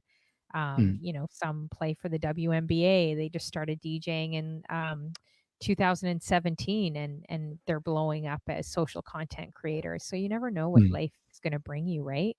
Yeah. Um, Exactly. we got Fukna in the building as well. Thanks for coming through, Fukna. Appreciate you. Let's see here. So, do you have like any like worst type of DJ story that you could think of, or when maybe equipment didn't work out, or you had some person give you crazy requests at a show? Anything that was probably your not so best DJ story or experience? Uh, well, I not what I can recall really, but I remember at the beginning of this journey, uh, we were having a lot of female hitting on me here on Twitch. Were kind Oh, of wow, really? Shoot. Oh, maybe I shouldn't have mentioned IL-2 then. comment. Shoot. No, it's okay. I mean, it was kind of a lot of comments about what I'm wearing and stuff like that. And uh, Mhm. back back then, I had a girlfriend, and she No, yeah, I wouldn't like that. yeah, I mean, she didn't appreciate that, and I completely understand that. And people kind of don't understand. Sometimes people don't have any limits. Mhm. So I actually ended up doing a lot of changes to the channel uh, with the help of my mod Silver Purple. Mainly, we managed, to kind of clean up everything. Unfortunately, I had to ban a lot of people. So yeah, and the results actually start showing quite quickly. We've been experiencing, much more positive results as well, Mhm. because you don't want to have that kind of reputation out there.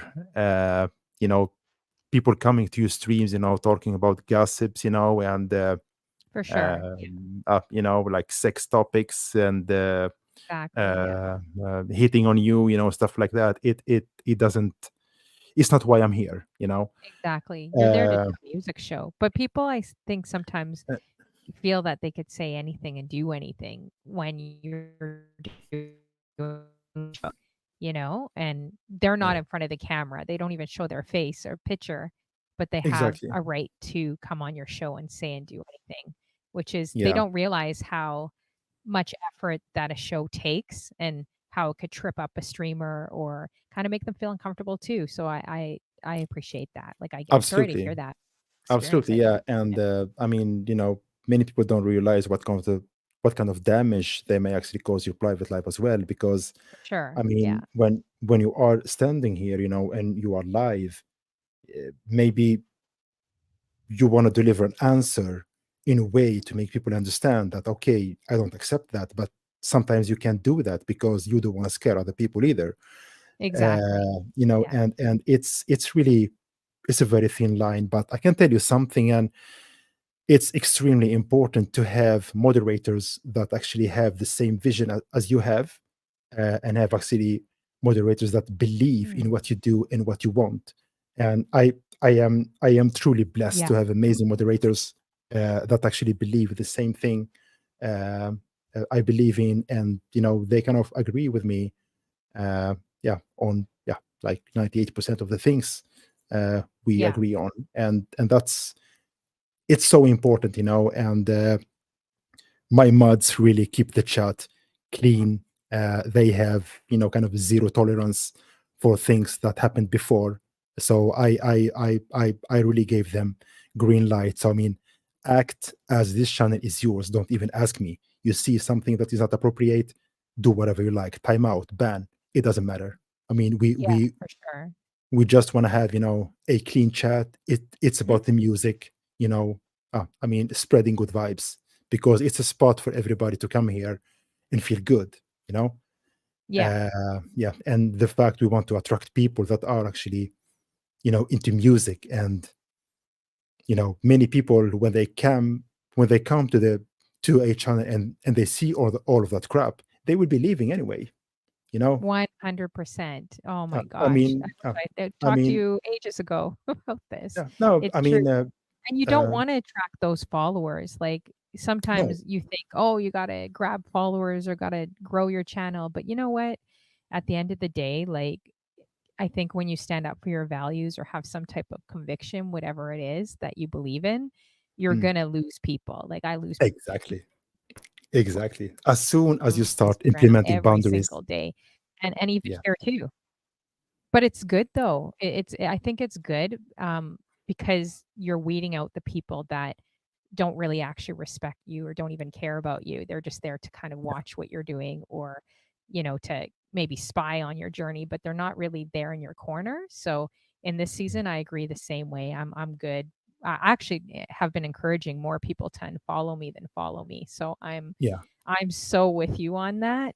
And look, it's working well for you because you're growing and you build a new audience and you build an audience of people that really appreciate in the music and they're not like heckling you or being aggressive or doing stuff, No, right? yeah, So no, I respect that. absolutely. Yeah, thank you. No, I mean, we have really we have some amazing souls coming to our channels, and I'm truly grateful for that. And I want to take this opportunity to thank my mods as well because they are doing an amazing work. They are keeping it classy. A safe place for everybody to be there. Yeah, and it's all about reputation, exactly as you said, Honeyflow. I mean, as soon as you start introducing boundaries, you will be losing people, and it's Oh okay. yeah, You big know, time. and yeah, and we stopped reacting to things as well. I mean, Hmm. there are a lot of haters out there on Twitch as well. I mean, both streamers and viewers, and yeah, so we kind of keep our circle very small and very little. So I yeah, and we really managed to do that quite well, and it's getting better and better. Yeah, Yeah, I so mean, true. so I mean, I mean, introduce boundaries.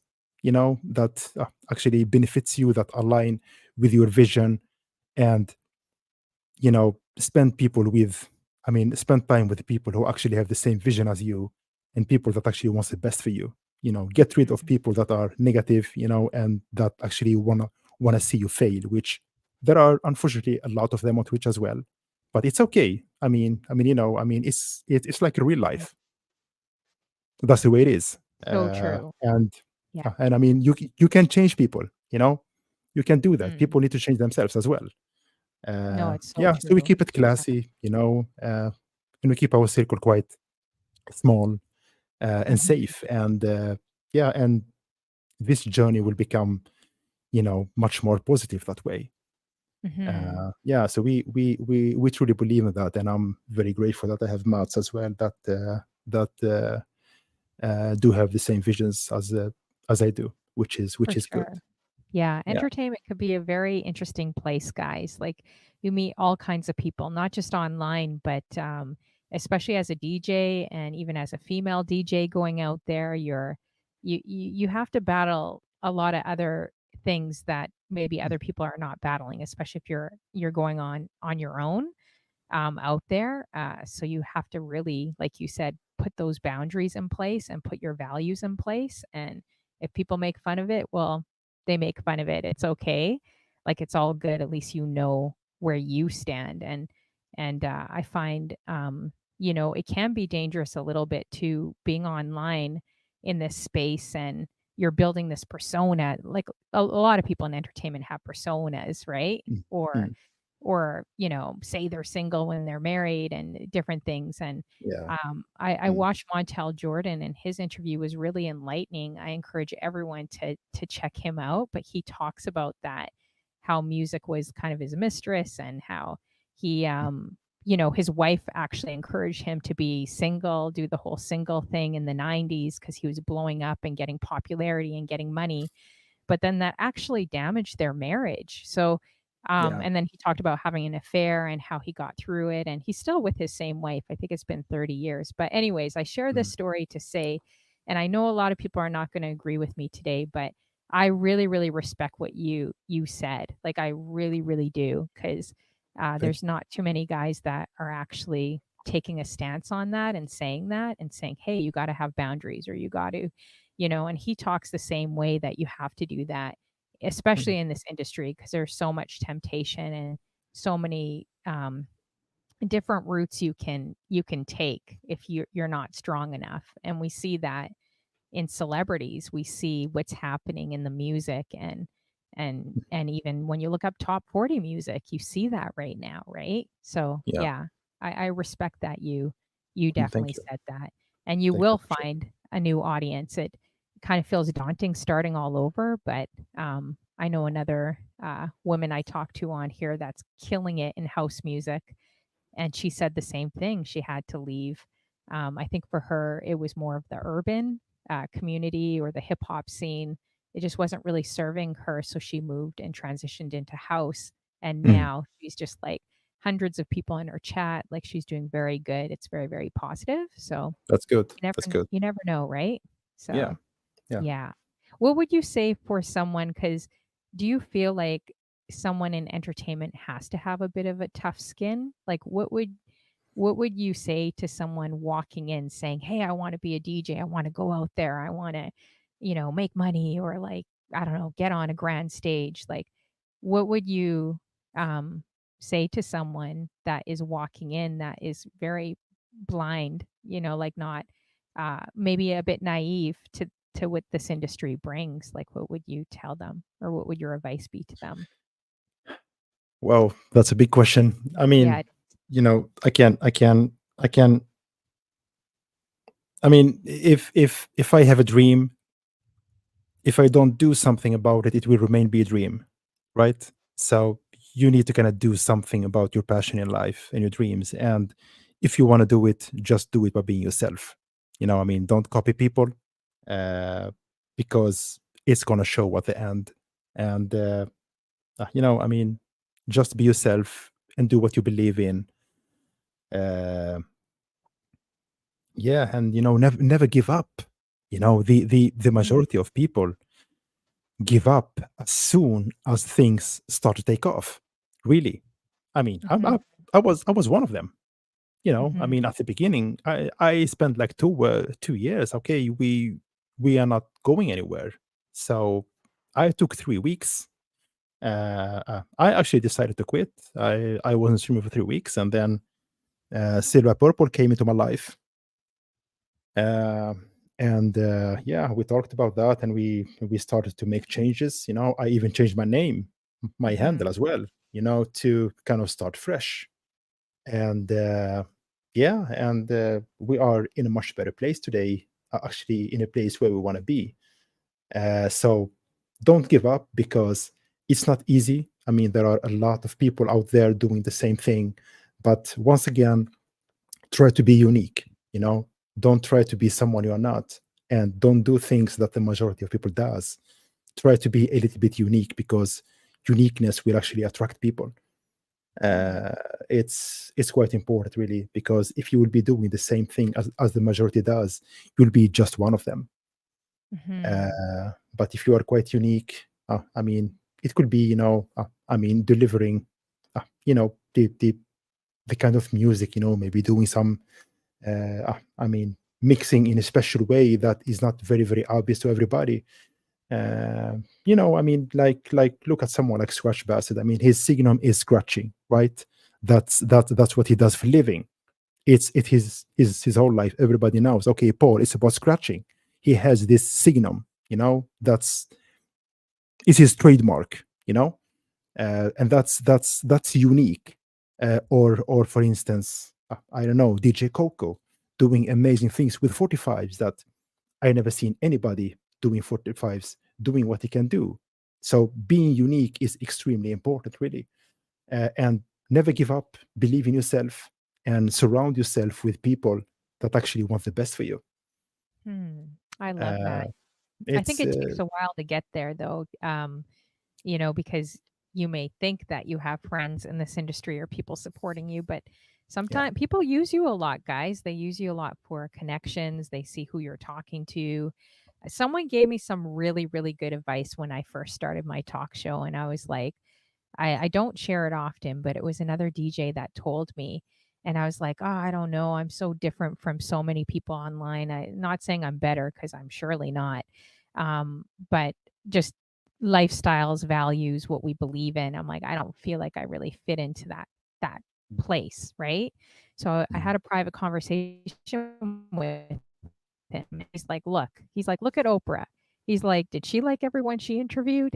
He's like, go in it, interview people regardless of what they believe, what you believe, your value system. Open it up, like open up your interviews kind of to the world, right? And Mm. that actually kind of stuck out to me. It made me realize, yeah, you're not always going to vibe. And I know I've had people on my show that probably are not really, we don't vibe, like they don't, I could tell they don't like me, but they're still on my talk show. And those are Yeah. hard interviews to do, knowing when you know in your heart, people's vibe or how they feel, but you're still putting them on, right? So, but I learned a lot from that because I learned that you open yourself up to the world and people and different lifestyles and different whatever they believe in. They come from another country. I come from a different, like we're all Mm. so different. But I think that's Absolutely. beautiful because you learn something from them and they learn something from you, and maybe things are different after, right? So I Mm. think that was the best advice that I got. It's been interesting and challenging because, like you, I've had challenges with that respect, right? Mm. Or Mm. people kind of going off a little bit in a different direction that I want. But then people may not realize, like, you're building so much here. And to say something wrong, like on YouTube, you could get shadow banned, or on Facebook, Mm. right? So it's like I have to be even more cautious if you're repping a organization, if you're doing something against human trafficking, like you have to think about who you're impacting and if you're working with kids, right? So I'm always thinking Mm. of those things. But Yeah. anyways, that was great advice when they said just open it up to the world. Like Oprah did interviews and she did great interviews, but she didn't always vibe with the people she interviewed with, right? So just Yeah. open it up to people, and maybe you may learn something, right? Too, which I think I have. Yeah. Mm. So anyways, that was just a thought that I had with what you were talking about. Mm. But I do appreciate your honesty and you talking about that. Um, so yeah, if I know we're gonna wrap up here soon. But if you guys have any last minute questions, definitely drop them in the chat for him. If there's anything you want to know about him, you could drop them in the chat. Um, I'm just trying to think here. So if going back to DJing, if there's anyone that you could collaborate with, or a few people that are either here or they passed away, who would that be? Like, say if you could open up with for Uh, anyone or work with any musician. oh my God, there are a lot of people that I admire a lot. I mean, here on Twitch. But what do you mean exactly by collaborating? Uh, Or like yeah. just like say if you worked with music for them, or just you opened up and you DJ'd for them, like it could be Prince or like Michael Jackson, or just anyone that comes to mind really, Oh, okay. that you would want to kind of just say if you had anyone in this world that's Mm. either living or that's passed away, that you would have been like, oh man, I would have loved to collaborate music or just chop it up music with them. May not necessarily be doing a DJ show, but Yeah. Yeah. Well, I just mean, there are. talking music with them. Like, who would those people Oh my God. Yeah. Those are many. But if I'm gonna choose an artist, that may be Donald Byrd. Because of Hmm. his, the one of my favorite jazz artists of all time. Actually, my first record that I bought is a Donald Byrd record. But there are a lot of people here on Twitch as well that you really would love to collaborate with. Uh, which we do in a certain way somehow, I mean, by helping each other community to grow. But sitting down and talking music, I see Svolansky in the chat, for instance, one of them, an amazing streamer with tremendous knowledge about music. My brother 45 Day as well, I mean, sitting down and talking to Jason Palma, or Ben Select Records or DJ Center or Scratch Bastard or Lord Finesse, or I mean, there are so many people I do admire a lot on Twitch that I know if we may gather together and sit down and talk, we might end up talking for days about music. uh, yeah. So, but if I'm gonna choose an artist that is alive, that may be Donald Byrd, uh, Oh, nice. because of everything he's been accomplishing, and he has actually a major influence about what I'm do, because I mean, I get in touch with his jazz uh, uh, at a very young age. So he was basically the first jazz artist I've been listening to. Would you consider Uh, yourself like an old soul? I feel like you said I you were do. listening to music when you're really, really young. I feel Yeah. like you're definitely a cool old soul, like like yeah, when you were younger, you said you listened to jazz and all kinds of things maybe the other kids weren't listening to. That's Yeah, pretty I cool. do. I do actually. I mean, people kind of still mocking me for that. Even if I'm 50 years old today, I and think that's cool. That's dope. Yeah. yeah, I stopped caring much about what people say about me. Mhm. Really, because when you start uh, paying attention to what people say, you kind of lose control of your life, really, in many ways. So you kind of need to let that out and just go with your own flow, and that's the best thing to do, really.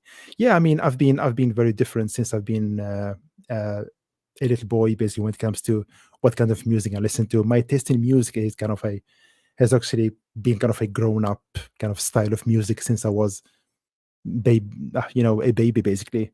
And yeah, I mean that's the kind of vibe that kind of touched my heart, and yeah, I mean, I can't listen to rock music, or or listen to trance, or a lot of house music, because everything kind of sounds the same at the end. Mhm. So I'm more into black music, I mean, this urbanized kind of style. I love that. That's the closest kind of music I um, yeah, I mean, I ever reached. So that's what I do, and that's what I will keep doing until my last breath, I suppose. Mhm. So For sure. as I told you from the beginning, it needs to be soulful, funky, and jazzy. Otherwise, I don't do it. That's Nice. it is what it is. And you probably love Big Stoves. Have you checked out Big Stove Show? Yeah, yeah, he is Yeah, amazing. I mean, probably yeah, I dig mean, him 'cause he's got that jazzy kinda, yeah, he like, does. laid Yeah, back he does. vibe. I love it too, and it's relaxing too, and I mean, and music and words are power. That's why I need to take breaks because, Yeah. especially if you're doing, say, top 40 or you're doing, Mm, a lot of the hip hop or even dance hall, like, it's like words are power. So I think with yeah. jazz, it would be nice because it's just, like, relaxing and, Yeah. positive. There's not too much, like, crazy messaging in there, you know? Absolutely. Yeah, yeah. And I mean, you mentioned about the big stove. I mean, when you go to his streams, you kind of feel relaxed because of his voice and the way he speak. I mean, he is a very controlled man. Mhm, So you kind of end up in a stream when you feel welcome. You feel that this is a grown up channel and it's cozy in here. I like mhm. his voice. He has this Mm. He does this have great voice. yeah, this ability, to kind of make you feel calmer when you get there. I kind of like that Yeah. about him. Yeah, no, he's definitely like that. Yeah, Yeah. definitely laid back from Mm. Ohio. How you doing, Miss BJ? I see you in the room. When are you gonna jump on and do your shows again? We miss you here, Miss BJ. You gotta jump on and do a show. We got is it Sovlo Lansky? Did I say that right? Sovlo Lansky in the building. Svolansky from Germany. Oh, Yeah. Slovansky. How can you tell? Okay, my German's gonna be horrible. How you doing, Slovansky? I think I kind of got it. Try saying his name 10 times fast. I bet no one can. um, you know. So wow, this has gone by so fast. This interview as well. I don't see. Do you guys have any questions? If you guys have any questions, definitely drop them in the chat. Please ensure you guys are adding Mr. Cratedigger. Really amazing guy. And actually, it's been a pleasure getting to know you more and just kind of hearing your beliefs, your values. I respect that. Trust me, I respect that even so much more. Thank you so much. Getting to know you a lot more now in this interview, and because some of the things you said today I didn't realize, right? Because I'm still, getting to know you a little bit more too through your shows. Yeah. But make sure you guys add Mr. Crate Digger. He really does a special show. Uh, would there be anything on your bucket list, like for DJing? Like, say you could do anything big, no holds bar. You could go, play in South Africa or do an arena or, be in the White House. Like, just anything that comes to mind. It doesn't have to necessarily be big, but is there anything that comes to mind where you're like, oh, I would love to do this as a DJ? Yeah. You know, bucket lists are I kind of associate that to expectations. And Mm, usually I try to not have expectations about anything because you end up being disappointed. But I mean, if mm, a mhm, I am extremely a low key guy. I don't have those big dreams, kind of featuring on a festival with mhm, like 50,000 people watching me, or I do appreciate the small things in life because those mhm, kind of things actually last, you know, small memories. But if I'm gonna choose something, I would say, when it comes to this area we are talking about, that it may be, gathering with some of those people I respect a lot, in like one room, having a day together, playing some music, having a drink and talk about music, our experiences, our lives, kind of get to know each other a little bit better, at the same time enjoying music, and yeah, sharing that kind of love together. That may be something cool. There are some people I really would love to.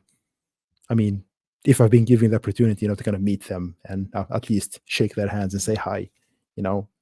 oh, I love that. But Mhm, yeah, I mean, I don't have those big dreams, because I don't even see myself as a DJ, as I told you. So, mhm. so for We me, do. We all do. How it's all about many small people things. classify him as a DJ, a really great DJ? Throw some ones in the chat for him. Throw up some ones. I want the chat flooded with some ones. How you doing, DJ Chanel B? Good to see you. I see you're out and about doing all those amazing events there. Oh, we got DJ Pifu in the building too. Another great guy. Have you checked out his show? He's a really great guy too. DJ Pifu. He kind of exudes. I feel like the vibe you do, and like Big Stove, and I mean there's so many great guys in here as Yeah. well. Like just that positive vibe. Yeah, you gotta definitely check them out too. DJ Bobby Promo. Yeah, so definitely throw some ones in there. I gotta check you out, For Guard, as well, and DJ Wisp, DJ Double. So many great people in this room. Yeah, make sure you guys are following each other as well.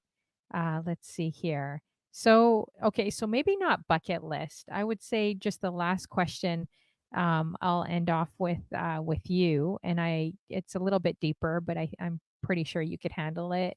I always ask this from people on my show because it just gives me an idea of who they are and what they believe, what they would love to do, and maybe it gives them kind of a bit of a question to themselves that maybe I could make this achievable. Because sometimes we wait later on in life to do things. When we retire, I'll book the trip, or when my family grows up, I'll do this, right? But Mm. I think the life moments we need to make now. So that's why I always pose that question.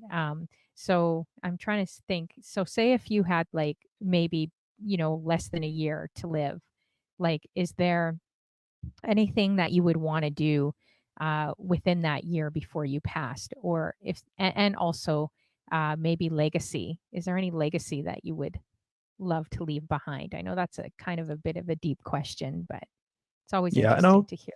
it's actually a question. It's actually a good question that I've been thinking about basically last 10 years in my life, really. And for me, the best thing you can achieve as a human being is try to be the best version of yourself, leaving that legacy of, being a person who, have been working with himself in order to be a better person and actually to be, to make people around you being affected with that, and for them as well to try to, make sure they become the best version of themselves. I think it's the best achievement you can do, because you know one day we will all leave this mother earth, and we won't take anything with us, and we will end up, as a in best way as a memory, like a picture on the wall for like some years, and then yeah, with time nobody will remember you really.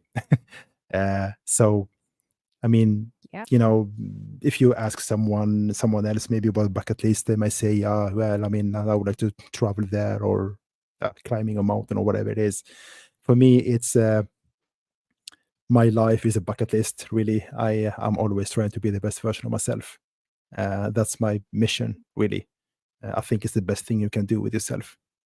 That might be my answer, actually. Oh, So I it's love it's that. it's my own bucket list that I've. It's a very long bucket list. It's a process, because I mean we are human beings, and I try to learn of every kind of experience in life. I'm not perfect. I've done stupid stuff. I made mistakes, and if you don't learn from that, then yeah, you won't get anywhere anyway. So for me, that's it's an extremely difficult thing to achieve, but sometimes we lose things in our lives. uh, when we lose things in our lives, we start realizing, why did we do that? Right. Many actually people don't even ask themselves that question.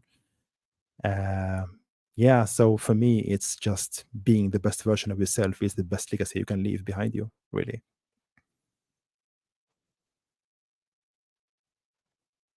Yeah, I love that's great answer. What a great answer. That's Yeah, awesome. I definitely thank felt you, that. thank you, I felt that. thank you. And it's true. And also to know that we're human, right? We're going to make Yeah, mistakes in absolutely. relationships, in Yeah. friendships. It like no one on this walking planet is perfect, right? So I think True. sometimes it's also good to give grace, like grace to yourself, grace to others, although that's hard to do too.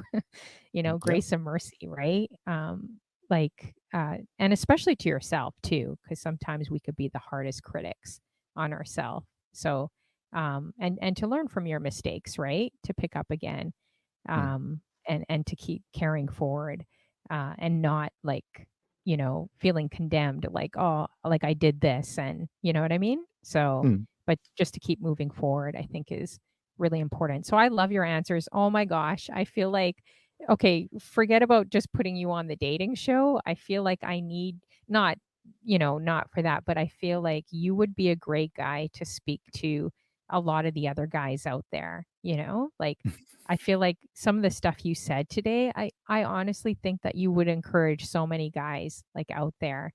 I don't know. Have you thought about doing anything like that? Like, you know, maybe going a bit deeper than just your music shows? I know you said you're kind of a private person, but like even talking about mental health or talking about different some of the stuff we covered today, I really when I was listening to you, I'm like, this guy can definitely help a lot of guys out there, especially the men, I felt.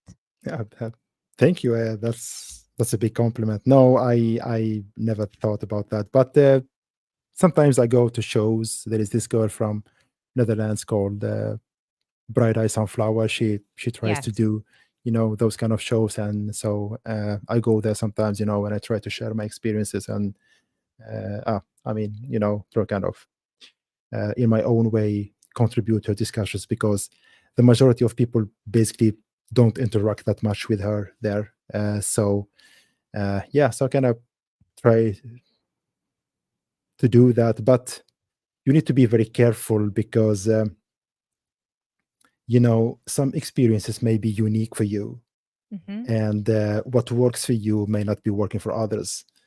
And I'm not in that position to advise people. I mean, I'm not professional um, that way, but I carry my life the way I think is appropriate for me, and I don't even know how to kind of affect people in that way, or making them realize that I mean, how important it is to work on yourself, because everything start by start to realizing that you need to love yourself, because the majority of people don't love themselves either. Mhm. And it's really important, to kind of realize that you know the way I am enough. you know the majority of people always strive to be someone they are not, just to gain the acceptance of other people. And when you do that, really, I mean, you start losing control over your life. It's not the point, and you'll be living in a lie with yourself.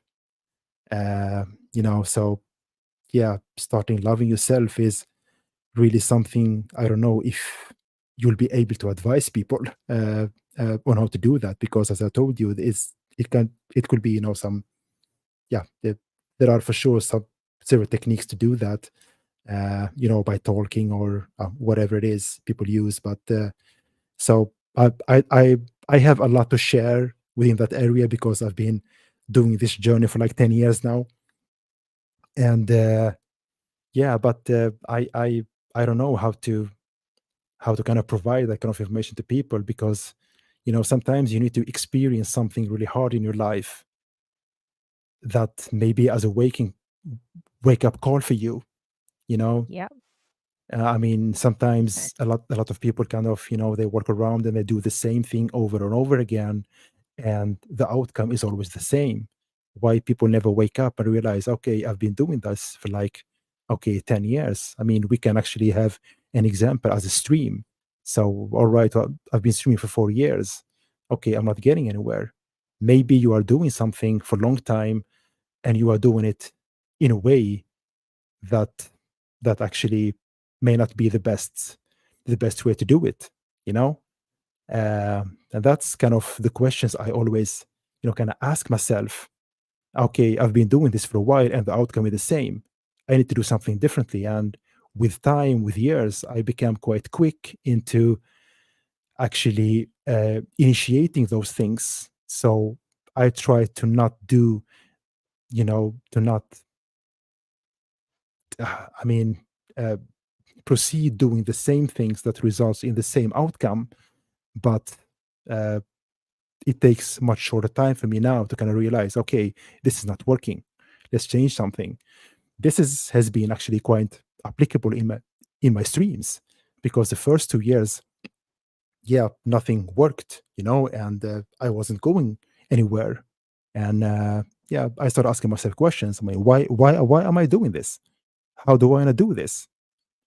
And yeah, I mean, for whom I'm doing this? Because I'm doing this for myself, actually. Mhm. So if we have some amazing souls out there that want to share what we do, that's amazing. But truly, I don't expect anyone to be on my shows.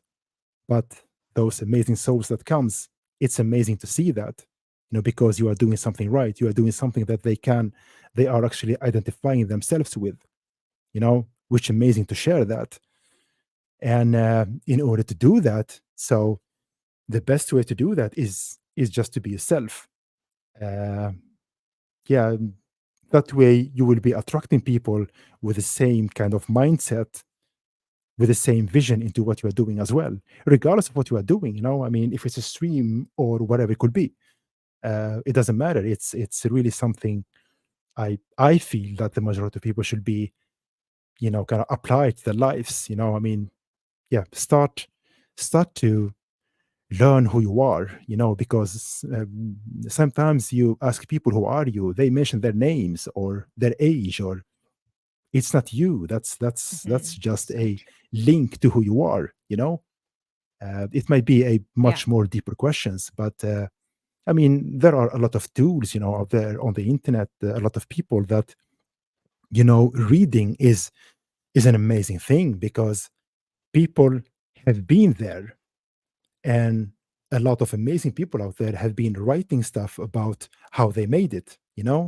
And why not read about how actually other did you know reach the success they did reach, and they are actually sharing this with people. So reading is one thing, because you'll be you know taking advantage of their experiences, and you might learn something from it. uh, yeah, and then you need to kind of realize that, well, what's my mission in life? you know what do I want to accomplish? um, yeah, I've been experiencing a crazy time lately, and as we talked about from the beginning, when you start getting to know yourself, you start loving yourself much more, and you start implementing boundaries. When you start implementing boundaries, get ready to lose people in your life, because the majority of people won't accept that you are not giving that much anymore, or they won't accept your way of living or the way you look at things. And that's a good thing. You are getting rid of people that don't align with the way you want to live. And that's a great thing, because you will be attracting people with the same vision as you have, right? And beside that, you will end up maybe with one or two friends. You may become lonely. That's okay.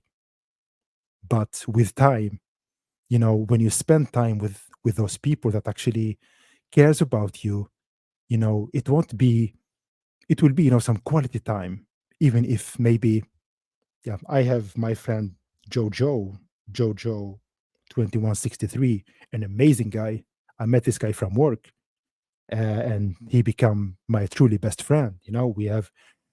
We It's amazing. I mean, sometimes you work with someone for 10 years and you don't know anything about each other, and all of a sudden we start talking about each other, and we heard some stuff about each other. But when we get to know each other, we've been amazed, how the way we think the same, and we look at things the same, and the kind of, extremely constructive topics we talk about, you know and that kind of things kind of develop some kind of friendship that you cherish a lot, because when you meet those kind of persons for like 2 or 3 hours, you feel like, okay, I had mine. This has been giving me so much, instead of being around people just for the sake of it, to be, accepted, or not feeling alone, or all that kind of stuff. Yeah, so it's a journey in life, and uh, we people choose to live it the way we want to, and this is what I do. Mhm. And it feels great, because I feel that I'm surrounded with people that actually want the best for me. I mean, look I at my love that. mods. Look at my Mhm. mods, for instance. They I truly feel the love, every day. It's amazing that people gets happy for you when it goes well for you. I'm not Mhm. used to that, you know? Mhm. Wow. Having a lot of fake people around you, it's not healthy at the end, you know? Uh, so And it does say well, I know it does say bad company corrupts good character, which exactly. I agree like 300%, like the Mm, amount of changes that you can, and you could take the best person. You look at celebrities, you could take the best person that started out good, and then all of a sudden it just slowly starts turning. You know what I mm, mean? Like things start changing. And yeah. so that's why I think in this industry there's a lot of temptation, there's a lot of stuff, there's a lot of people that are probably contrary to maybe some values that or convictions that you stick on, and it becomes harder to be in an industry where like you are trying to go this way for good, but not too many people are there meaning good for you, you know? I mean, they call them frenemies, right? Where Yeah. it's like they're friends, but really they're just not in your corner. They're they're not uplifting you, they're not in your corner. And yeah, like you said, it can be a season of feeling alone, right? You got to go through hills and valleys and those seasons where you are alone. But Yeah. I'm a firm believer, like, at least this is what I believe, that God places you in those hills and valleys. You're not always on the top of the mountain. Sometimes you're in the low valley, in the low season, and he kind of like, you know, strips you away of a lot of things that you've been Mm. kind of idolizing or putting first. And in this industry, we can idolize a lot, like music and following and stages, and you're happy for the person you're seeing on social media, but it becomes a very comparison world as well. Yeah. And it can get to the best of the best people, right? Mm. um, so yeah, I really appreciated everything you said today. I have even more respect for you, like Thank you. watching your show, but now that I've heard some things that you've said, and I feel like you would be a good voice for other people out there. It's not saying, "Hey, I know how to do this the right way." It's saying, "Hey, I'm kind of going through maybe like a lower season too myself." People Mm. gravitate, this is what my friend said, people gravitate to authenticity. So they gravitate, because I said I never want to be on a stage giving people advice, because I feel like a counterfeit doing that if I'm going through the same struggle. So I had a good friend say to me, well, you're not a counterfeit, you're actually, people like authenticity. So if you admit and say to people, hey, I'm going through that struggle too, you're not the only one, right? I may be struggling in a relationship, or whatever people are struggling with right now, right? With an addiction, or struggling with anything that they're going through in this season. Struggling with loss or whatever it may be, right? But they said, if you just admit to people, hey, I'm kind of going through this too. So if I give you advice, it's coming from like a true place. It's not coming from, hey, I know it all. It's just saying, this is what I'm going through too. And I see you doing that for people. I really see you helping, especially men, like in that area. Mm. So I hope you really think about that. And I would love to bring you back on my show to just talk about deeper things or chop it up besides music. I think that would be amazing if you're open to it. Yeah, yeah, sure, absolutely. Yeah, why not? All right, awesome. Yep. So I know we're going to wrap up here, guys, but I'm just wondering. Oh, actually, if there's anything you'd like to market, of course, let them know your shows, what times you're on, because we're all going by different hours here, and just kind of what you do with your shows, so people really are familiar. Please, everyone in the room, make sure you guys are adding Mr. Crate Digger. He is so dope. And it's interesting that you're like, oh, my English is not the greatest. I'm like, "Are you kidding me? He speaks better than I do." Very articulate. And Thank you. someone else mentioned a TED Talk. Yeah, I don't know if you guys have TED Talks out there. They're like inspirational, motivational talks we have in North America. Mm. I'm sure they do in Sweden, but yeah, I Yeah. definitely see him doing that, like a TED Talk or something. So that's Okay. Oh, dope. Yeah. oh, oh, that's You sweet. Thank you. yeah. So yeah, so let them know, when your shows are on, and what your shows are about, so they could catch you, and anything else you'd like to market too. Yeah, You know. yeah, sure. Yeah, I mean, we try to stream at least three times a week. So basically Wednesdays, Saturdays, and Sundays. Yeah, uh, as you mentioned from the beginning, we're located in Europe, which means you know the time different thing could be a little bit confusing. But usually we stream at noon Eastern time, both Wednesday and Saturdays, and Sundays we actually begin quite early, almost 8 a.m. Eastern time. What we do, I mean, one of the unique thing we do is that we never stick to any style of music. We uh, if you count our show, you will be hearing all from soul, funk, jazz, R&B, hip hop, reggae. Could be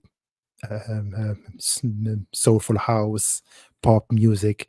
It could be anything. I don't believe in that, in the format of limiting yourself, of doing just one style of music, because the thing is that our channels are public, right? I mean, it's accessible through the internet. So basically, anyone with kind of internet link could be clicking on your channel and getting there and listening to you, right? And beforehand, you don't really know. Let's say you have 100 people in the chat. It's almost impossible to know that all those 100 people have the same kind of love for a specific style of music. I mean, someone may be, leaning more towards funk or jazz or soul or R&B or hip hop or pop or whatever it could be. And I believe in the way we do is that, I mean, as I told from the beginning, we work a lot with samples. So basically, you could hear a jazz track from the 60s, and then, that sample has been used by a hip hop track from the 90s. And so we kind of switch the style of music quite frequently. And I think that kind of maybe a way of uniqueness, to kind of attract people with different taste in music, you know? And beside that, it makes the streaming process much more fun for me as well as a streamer, because I get quite bored when I do the same style of music all the time. So that kind of variety, I think it's healthy, both for the streamer and viewer as well. So yeah, well, that's basically what we do. And we've been talking a little bit about maybe doing some change to the schedule. Sundays are actually my favorite streams because it's more of a layback stream. I always start my stream very slow, so we start slow and then we build it up, and you never know where we end up. Every stream is kind of unique. So yeah, so that's basically it. Sunday streams are more laid back because we stream quite early, and according to the stats, the majority of our viewers, like 60%, are from the US, which means they kind of just start waking up, and you can't hit them with, heavy vibes. So, so we start with like soulful jazz, in low rhythm, just to, yeah, I mean, people could waking up having coffee or whatever it is, and you kind of need to have that cozy atmosphere, around you. So, and for me as well, I mean, I associate weekends with winding down, So I really love Sunday streams because they are really laid back streams. Yeah, Uh, exactly. Nice. yeah, Yeah, I was gonna say, because I'm just looking at your times here, I feel like you hit a good international audience, right? Because it's not too late where you're missing the East Coasters, and then you got mm, the West Coasters. You're doing it early in the morning. You're catching probably more countries international. So yeah, so make sure you guys are adding Mr. Crate Digger.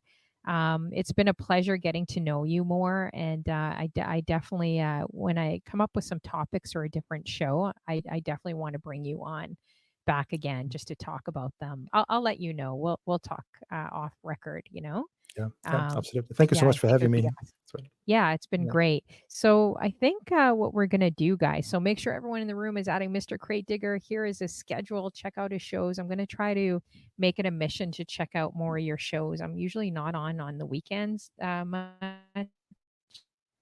or like that early on Sunday, but I'm gonna definitely try to catch you Wednesdays or try to catch your other shows. Pop in on a Saturday then for sure.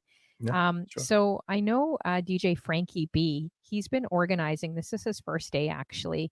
He's organizing a pretty large fundraiser. To raise funds for the American Cancer Society Foundation in the States. So I know he's definitely probably got a story behind him, and we want to do what we can to kind of impact as well. So he's got tons of DJs all throughout this week. It's called We Beat as One Festival. And of course, he's raising funds. I think his goal is $5,000 for the American Cancer Society Foundation. So I normally I would leave it up to the guest to raid, but I feel so strong in supporting this cause and helping him. So make sure everyone in the room adds Frankie B, and check out this fundraiser. It's called We Beat as One Festival. Lots of DJs on. I'll be on tomorrow, and I also have another talk show tomorrow with B Selecta. a female DJ from Cali. She's amazing, very inspirational too, her story. So we're going to be on tomorrow doing a pop up, 7 p.m. and tomorrow 2 p.m. for this fundraiser. So I believe DJ Yamix. Have you heard of DJ Yamix? Yeah, yeah. Okay, yeah, He he's great. yeah he does 45s, right? He does vinyl all the time, I think. Oh, Yeah, I think so. okay. Yeah, yeah. Yeah, I think I he's know great. his. So he's on.